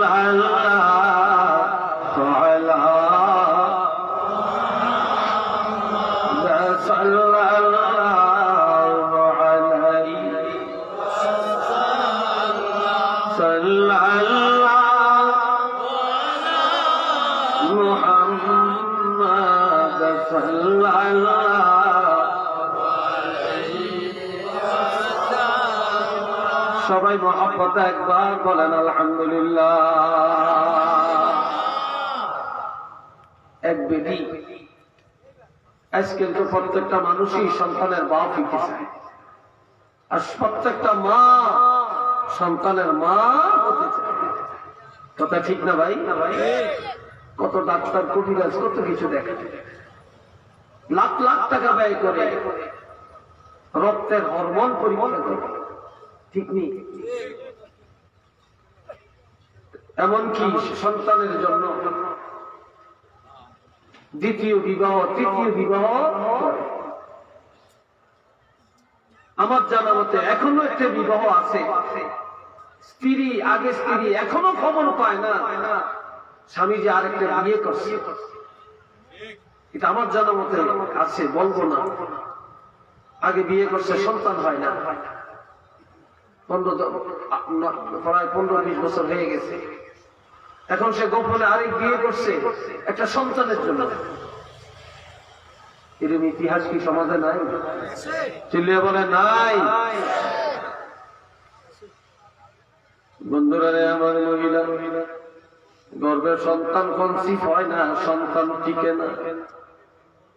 স্বামী সিদ্ধান্ত নেয় সে গোপনে আরেক বিয়ে করবে, তা না হয় এই স্ত্রীকে তালাক দিয়া দিবে। দুনিয়াতে তালাক যায়, তবে এর থেকে খারাপ কাজ পৃথিবীতে আর কোন কাজ নেই।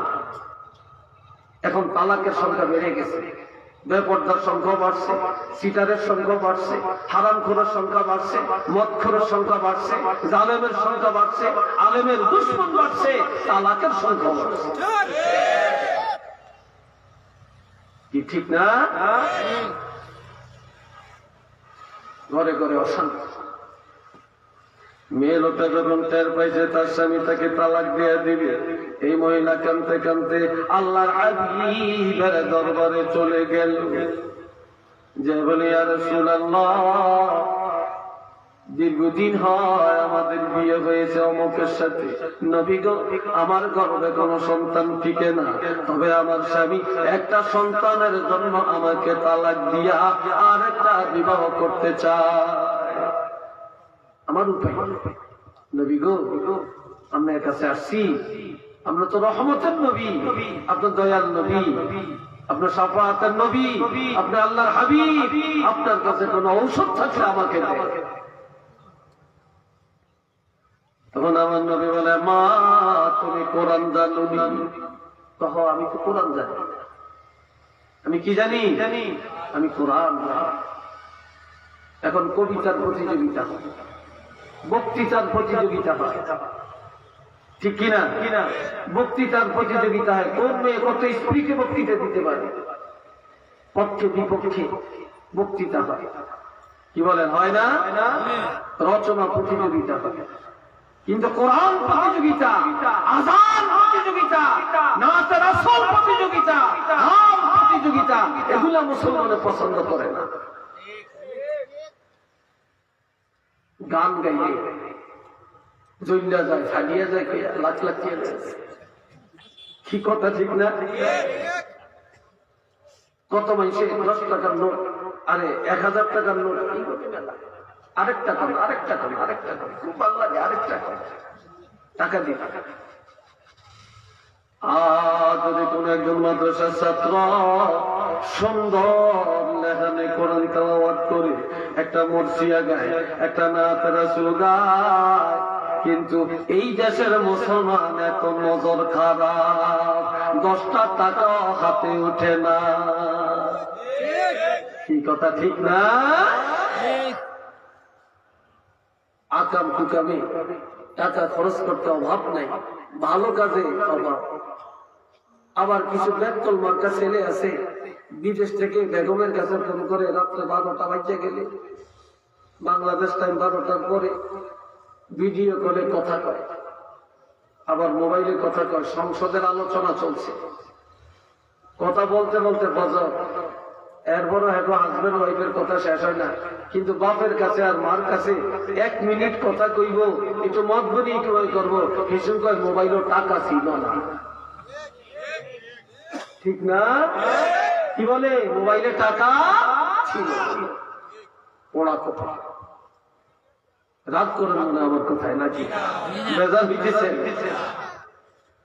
বন্ধুরা আমার, এই মহিলা বলে ইয়া রাসূলুল্লাহ, আমার গর্ভে বাচ্চা টিকে না, আপনি একটু ব্যবস্থা করবেন। নবী বলে কোরআন জানুনি? কয় জানি। কয় যাও, আর কোন মেডিসিন লাগবে না, ঔষধ লাগবে না, এখনই চলে যাও। তুমি প্রতিদিন রাত্রি বেলায় এশার নামাজ আদায় করে খাওয়া দাওয়া করে তুমি যখন ঘুমের ঘরে যাবে, ঘুমের ঘরে যাওয়ার আগে ওযু করবা। ওযু করিয়া প্রতিদিন একবার সূরা মারিয়াম তেলাওয়াত করবা। সূরা মারিয়ামের বরকতে আল্লাহ তোমার গর্ভে নেককার সন্তান পাঠাইয়া দিবে। মজার কথা সামনে। এবার মহিলা আমল করতেছে, হঠাৎ করে তার গর্ভে বাচ্চা কমছি। নবীর কাছে এসে দোয়া চাই, ইয়া রাসূলুল্লাহ, আমার গর্ভের মধ্যে একটা সন্তান আছে, দোয়া করেন আল্লাহ যেন হেফাজত করে। সময় মতো বাচ্চা প্রসব হয়ে গেল, বাচ্চা কোলে নিয়া নবীজির কাছে চলে আসলো। নবী, এই যে আমার সন্তান, দোয়া করে। আমার নবী এভাবে সন্তানের নবীজির হাত মোবারক বলে দেয়া মায়া করে, চেহারার মধ্যে মায়া করে, মাথার মধ্যে মায়া করে, নবী কোলে নেয়। আহা আহা, ওই সন্তান এমন সন্তান হয় যেই সন্তানের নসলে হাজার হাজার ওলি আল্লাহ, মুস্তাহিদ, আবদাল, কুতুব আল্লাহ দুনিয়াতে পাঠিয়ে দেন। আপনারা সিলেটের মানুষেরা, আমরা বাংলার মানুষেরা অলিকুলের সম্রাট, অলিকুলের শিরোমণি সুলতানুল আউলিয়া হযরত শাহজালাল ইয়ামানি রাহমাতুল্লাহ আলাইহি পাইলাম। ও বাবাজি, ওই মহিলার গর্ভের সন্তানের বংশ থেকে আল্লাহ হযরত শাহজালাল রাহমাতুল্লাহ আলাইহি অলিকুলের সম্রাট বানায়া, বাদশা বানায়া বাংলার জমিনে, সিলেটের জমিনে পাঠাইয়া দিলে।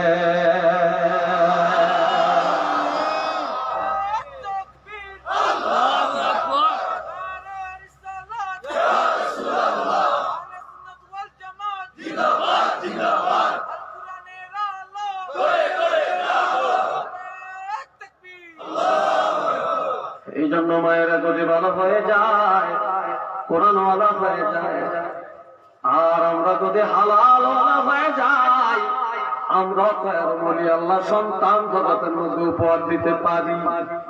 কেউ পারি না? চিল্লিয়া কম পারি না? আল্লাহ এখন আল্লাহ কোরআনে বলছে, ওয়ানুনাজ্জিলু মিনাল কুরআন মা হুয়া শিফাউন ওয়া রাহমাতুন লিল মুমিনিন।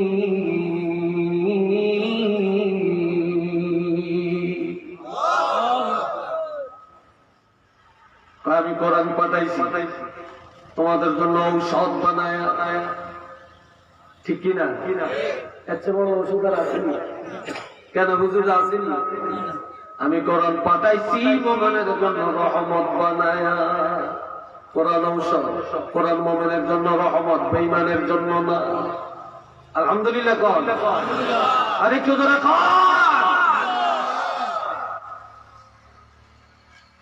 এরপরে আছে দুই জিনিসের ছোঁয়াচ যেখানে লেগেছে, ইজ্জত আমার আল্লাহ বাড়াইছে,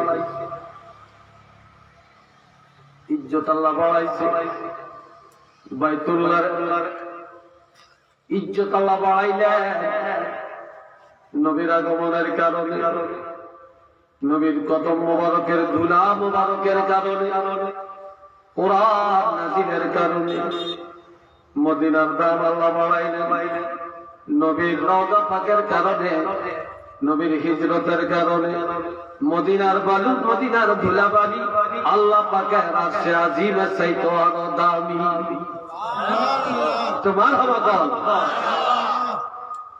আরশ কা কাবা মদিনা, ফরশ কা কাবা মদিনা, কাবা কা কাবা মদিনা, জান্নাতুল বাকি মদিনা। মারহাবা।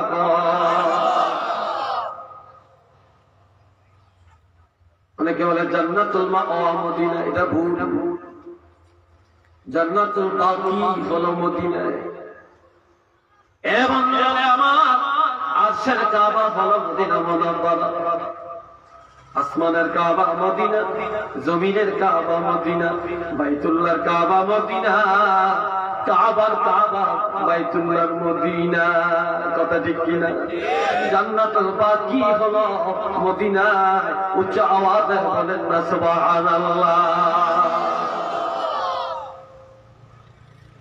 এই মদিনার দাম আল্লাহ বাড়াইলেন কোরআনের কারণে, পাহাড়ের দাম আল্লাহ বাড়াইলেন, গাড়ে হেরার দাম বানিয়ে দিলেন জবালে মলিন।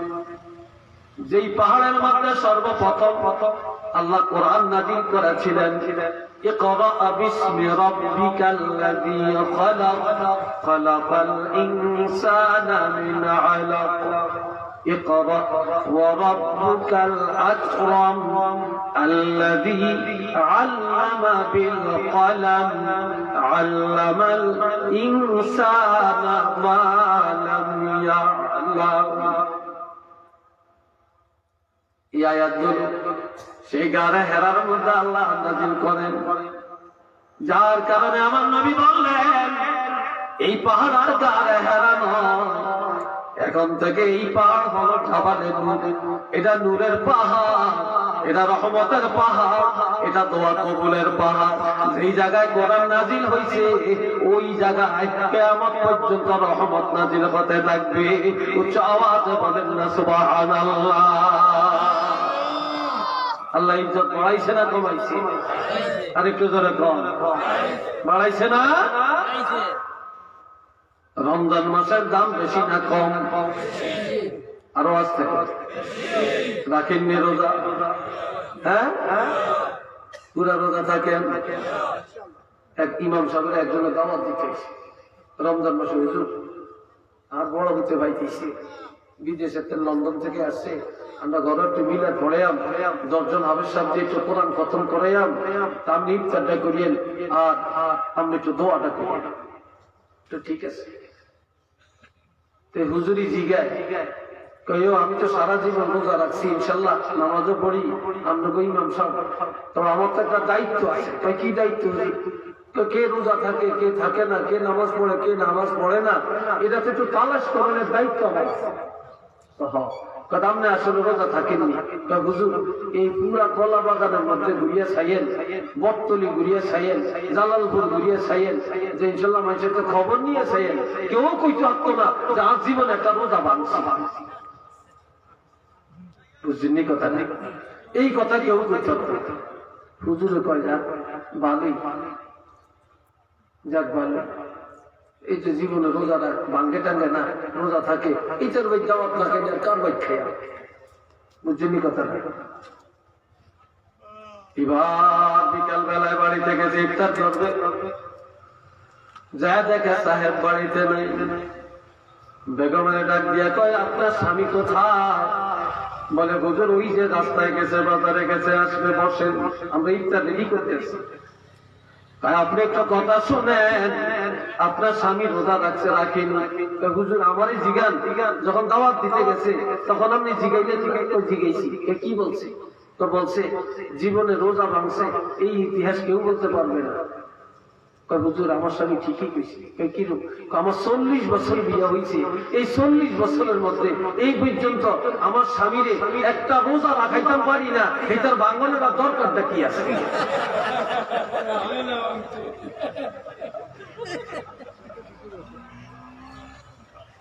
হাত পার কিলো মারছে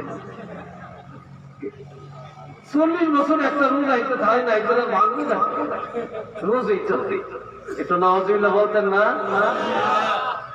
এখন কয় মা যায় আমনে থাকেন না, আমরা তো মহিলারা রোজা একটু বেশি থাকে। তো হুজুর ইনশাল্লাহ আমি একবার রোজা শুরু থেকে শেষ পর্যন্ত থাকি। মহিলা একটু ঝগড়া থাকে, পাশের ঘরের মহিলা শুনতে আছে হুজুরের কাছে এই মহিলা খুব ভালো হয়ে যাচ্ছে। এই মহিলা কয় হুজুর ইমাম সাহেব বেশি খুশি হয়ে এই বেটায় রোজা ভাঙ্গে না, ইতিহাস ফিরে পাইছেন। এটিয়ে কইছে মহিলা কইছে শুরু থেকে শেষ পর্যন্ত থাকে, আই এটির খবর জানি কিটা। এই মহিলা প্রথম 2-3 দিন থাকে, আর ঈদের আগে দিয়ে 2-3 দিন থাকে, মাঝখান দিয়ে খবর নাই, এলে লাগিয়ে দিছে শুরু থেকে শেষ পর্যন্ত থাকে।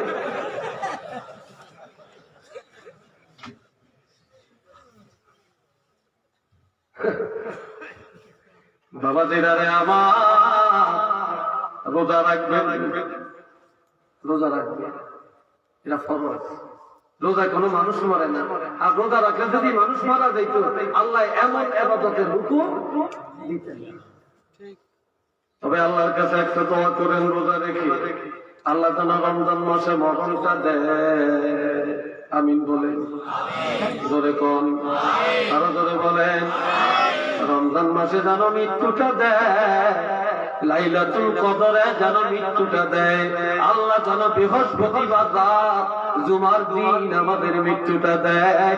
সকলে উচ্চ আওয়াজে বলেন আমিন। আরেকবার কোন আমিন।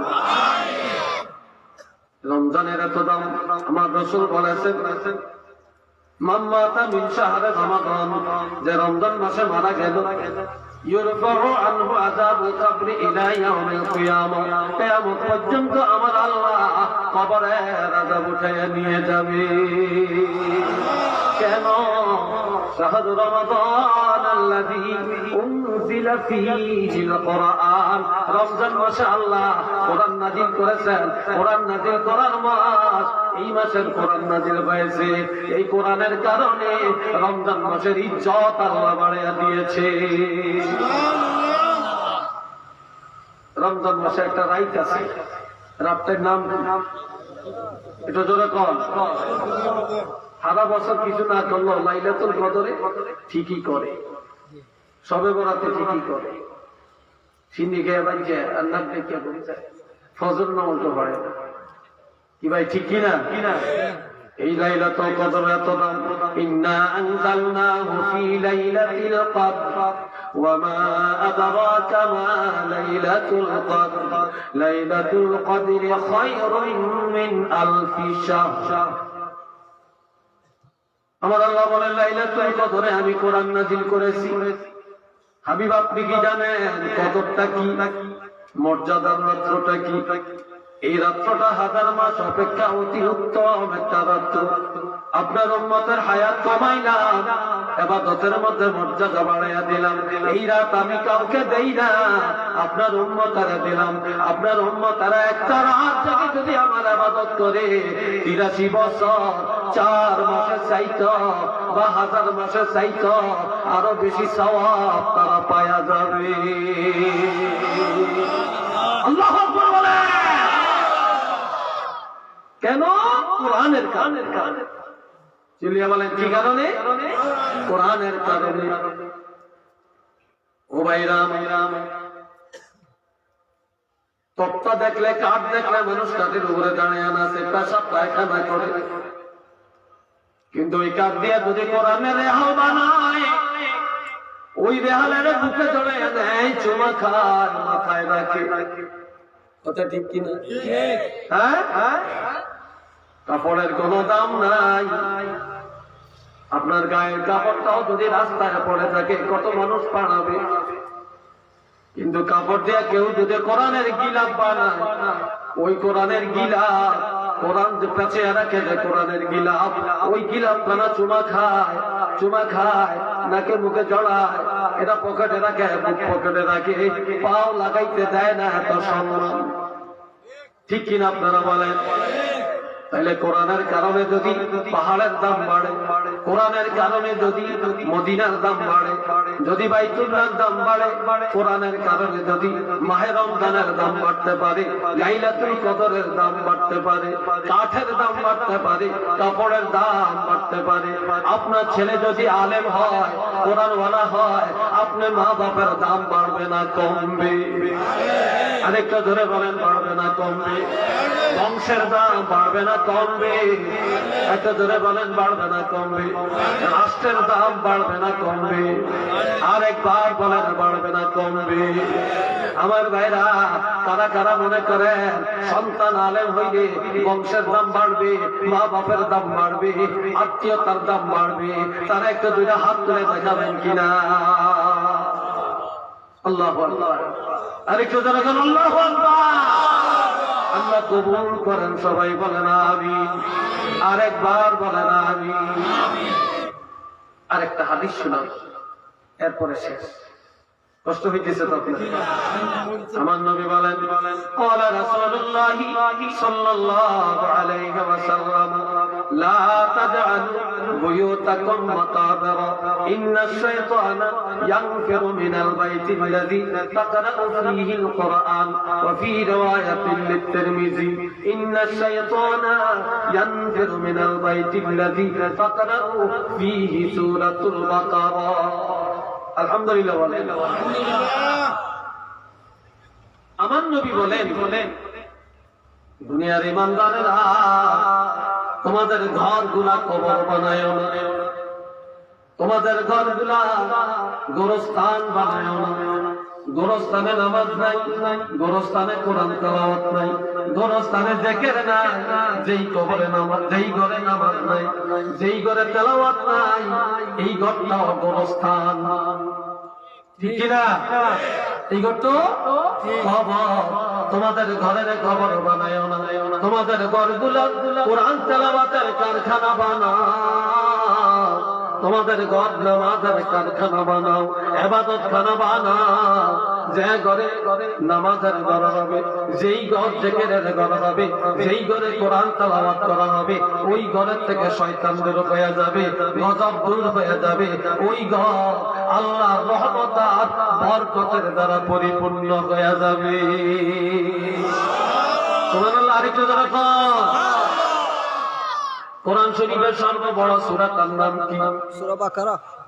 চিল্লিয়া কোন? সূরা বাকারা। বাকারা শব্দের অর্থ পশু, বাকারা শব্দের অর্থ গাভী, বাকারা শব্দের অর্থ গরু। কথা ঠিক কিনা? এটা জানোয়ার, এটা জানোয়ার না, এটা একটা জানোয়ার। এ ভাইরা আমার, সূরা ফাতিহা হলো কোরআনের মুকদ্দমা, কোরআনের সূত্র, কোরআনের ভূমিকা, কোরআনের মূল মগজ। আর অন্যান্য সূরাগুলোর মতো হিসাব করলে সূরা ফাতিহা বাদে সূরা বাকারা হলো কোরআনের প্রথম সূরা, বড় সূরা। ঠিক কিনা?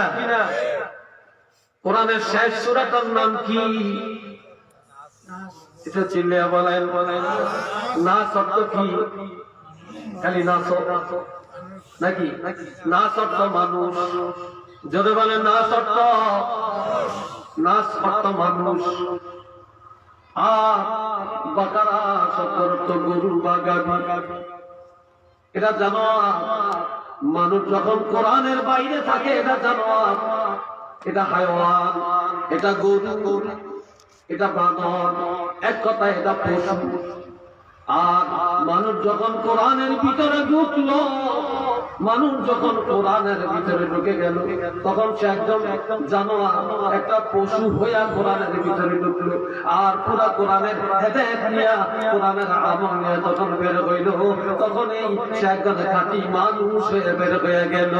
এই জন্য প্রথম সূরা জানোয়ার, শেষ সূরা মানুষের সূরা।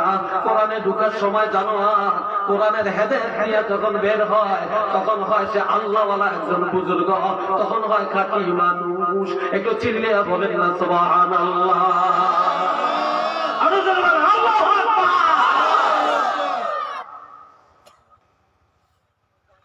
আমার রাসূল বলেন যে ঘরে প্রতিদিন একবার সূরা বাকারা তেলাওয়াত করা হয় ওই ঘরের থেকে শয়তান দূর হয়ে যায়। যেই ঘরে সূরা বাকারা তেলাওয়াত করা হয় ওই ঘরের রিজিকের ওই ঘরের মানুষ কোনোদিন অভাবে পড়ে না, কারো ঘরের দরজার মুহতাজ হয় না। আমার ভাইরা, আরেক হাদিসে আছে কোন মুসলমান যদি প্রতি রাত ঘুমানোর আগে একবার সূরা ওয়াকিয়া পড়ে ঘুমায় তার রিজিকের পয়সালা আল্লাহর পক্ষ থেকে হয়ে যায়। আল্লাহ, এই জন্য আমরা হাতে পায়ে ধরে বলি কিয়ামতের ময়দানে 5 দল লোক বিনা হিসাবে জান্নাতে যাবে। একটু মারহাবা করো। আর একটু ধরে কোন কয় দল? আরো জোরে কর। 5 দল।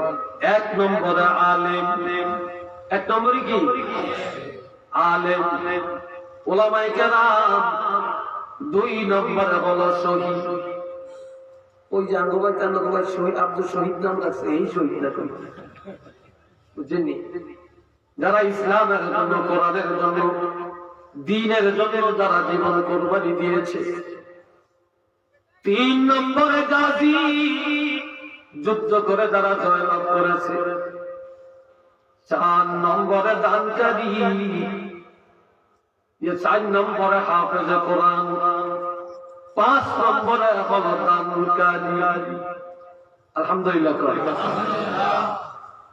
এইবার আল্লাহ শহীদের ডাক দিবে, শহীদেরা রে তোমরা জান্নাতে যাবে কেন? জান্নাতের দাবি কেন করছো? আল্লাহ, আমরা আলেমের কাছে শুনে শুনে আমল করে আজ আমরা শহীদ হইছি, জান্নাতের দাবিদার আমরা। তখন আল্লাহ বলবে তুমি আলেমের পিছনে দাঁড়াও। এরপরে গাজীরা রাজীরা গাজীরে ইসলামের জন্য যুদ্ধ করে বিজয় লাভ করলে জান্নাতে যাবে। পাইলে আল্লাহ আলেমের কাছে তুমি শহীদের পিছনে দাঁড়াও। এবার ডাক দিবে হাফেজ কোরআনকে। এই হাফেজ সাহেব কোরআনের হাফেজ হলে 30 পারা কোরআন জেলের মধ্যে গেঁথে রাখি, জান্নাতে যাওয়া যায়। পাইলা কই? আল্লাহ আলেমের কাছে তুমি গাজীর পিছনে দাঁড়াও। এইবার ডাক দিবে দানকারীরা রে, দান করলে জান্নাতে যাওয়া যায়, মাদ্রাসা বানাইলে জান্নাতে যাওয়া যায়, মসজিদ বানাইলে জান্নাতে যাওয়া যায়, এতিম মিসকিনের সেবা করলে জান্নাতে যাওয়া যায়, মা বাপের পিছনে অর্থ ব্যয় করলে জান্নাতে যাওয়া যায়। পাইলে কই? আল্লাহ এটা আলেমের কাছে। ভাই তুমি হাফেজে কোরআনের পিছনে দাঁড়াও। এবার আল্লাহ আলেমদেরকে দেখে বলবে আলেমরা রে তোমাদের কথা শুনে শুনে তারা আমল করে আজকে জান্নাতে হয়েছে। তোমরা আলেমরা আগে আগে জান্নাতে যাও আর তোমাদের পিছে পিছে তারাও জান্নাতে যাবে।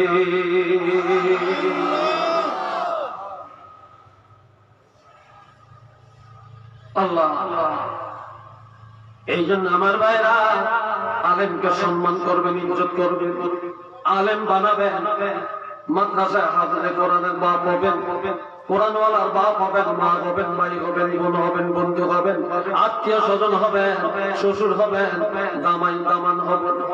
দেখবেন আপনার ভাগ্য খুলে যাবে। কোন আলেম না খাইয়া মরে না। একজন কারি সাহেব যত ভালো খায়, একজন মুয়াজ্জিন যত ভালো খায়। ও বাবাজিরা, দেশের প্রধানমন্ত্রী এত ভালো খানা খাইতে পারে না। বিশ্বাস হয় আপনাদের? জোরে বলেন না এটা বিশ্বাস হয়? এত ভালো খানা আল্লাহ। তারপরে একজন মুয়াজ্জিন যত ভালো খানা খায়, যত ইজ্জতের খানা খায় এত ইজ্জতের সাথে দুনিয়ার আর কেউ রিজিক পায় না রে। আল্লাহ আল্লাহ হেফাজত করুন। কিয়ামতের ময়দানে আলেমদেরকে আল্লাহ একটা নূরের মিম্বারের মধ্যে দাঁড় করাবে। উচ্চ আওয়াজে বলেন না আল্লাহু আকবার। বয়নারা ধরে কোন আল্লাহু আকবার। তখন শহীদেরা, নবীরা, সাহাবীরা ঈর্ষা করবে, এরা কারা?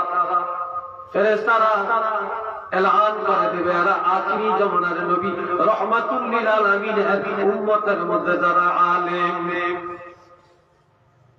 তখন আলেমের বাপ জাহান্নামী আলেমের কাছে দয়া দেয়া বলবে, ছেলে রে, আমি রিকশা চালাইতাম, আমি দিন মজুর ছিলাম, আমি দেশ বিদেশ করছিলাম তোমাদের জন্য, আজ আমি জাহান্নামী।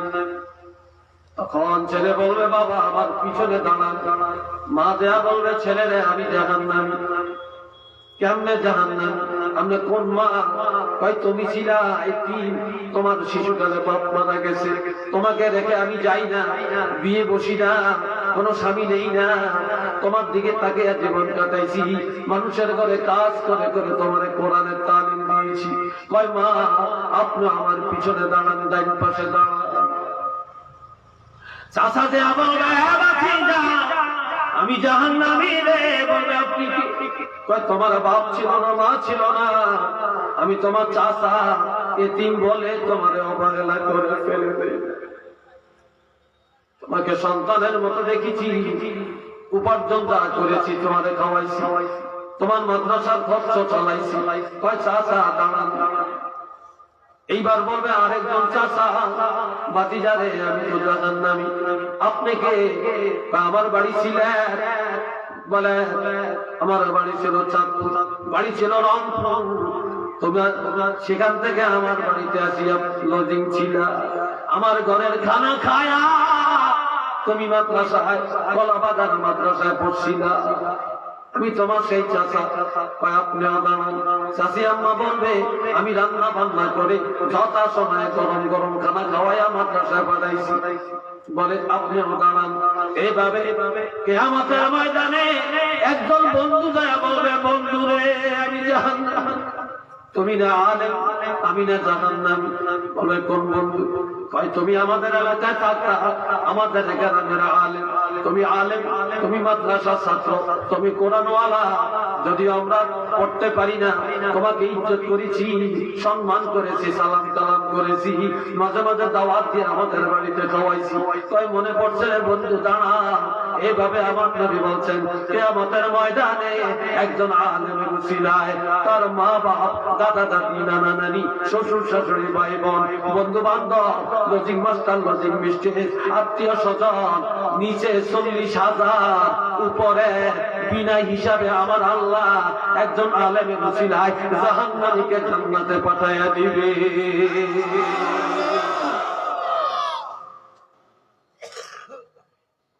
আল্লাহ রাজি আছেন? আলেমের মাহফিলে রাজি আছেন? কোরআনের তালিম দিতে রাজি আছেন? এই মাদ্রাসা থাকবো না উঠে দেব? জোরে কোন থাকবে? আল্লাহ কবুল করুক। সবাই চিনলে বলেন আমিন, আর একবার বলেন আমিন। আমরা সবাই কোরআনের পক্ষে আছি তো ইনশাআল্লাহ। মাদ্রাসার সার্বিক উন্নয়নে যখন যা করা এই এলাকাবাসী করবেন তো, জোরে বলেন করবেন, দুই হাত করে দেখা। নারে তাকবীর, নারে রিসালাত। আল্লাহ কবুল করেন। উচ্চ আওয়াজে বলেন আমিন। আসেন দাঁড়িয়ে নবীর একটু সালাম দিই দোয়ার আগে। ইয়া নবী সালাম আলাইকা,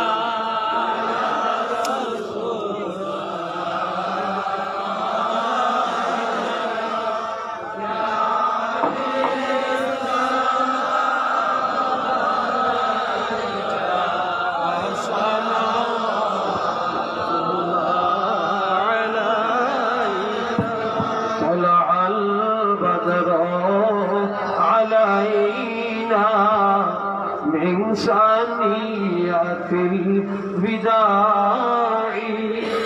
وجب الشكر علينا ما دعا لله داعي يا نبي سلام عليك يا رسول سلام عليك يا حبيب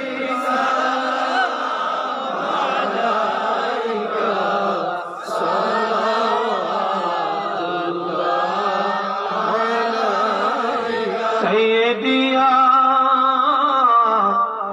رسول الله وسلم على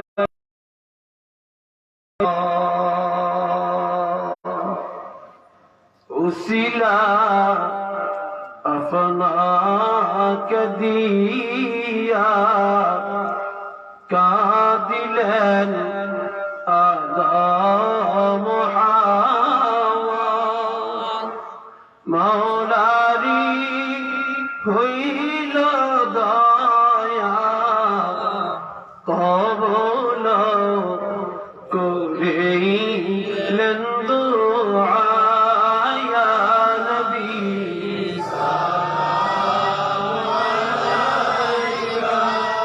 ইয়া রাসূল সালামু আলাইকা ইয়া হাবিব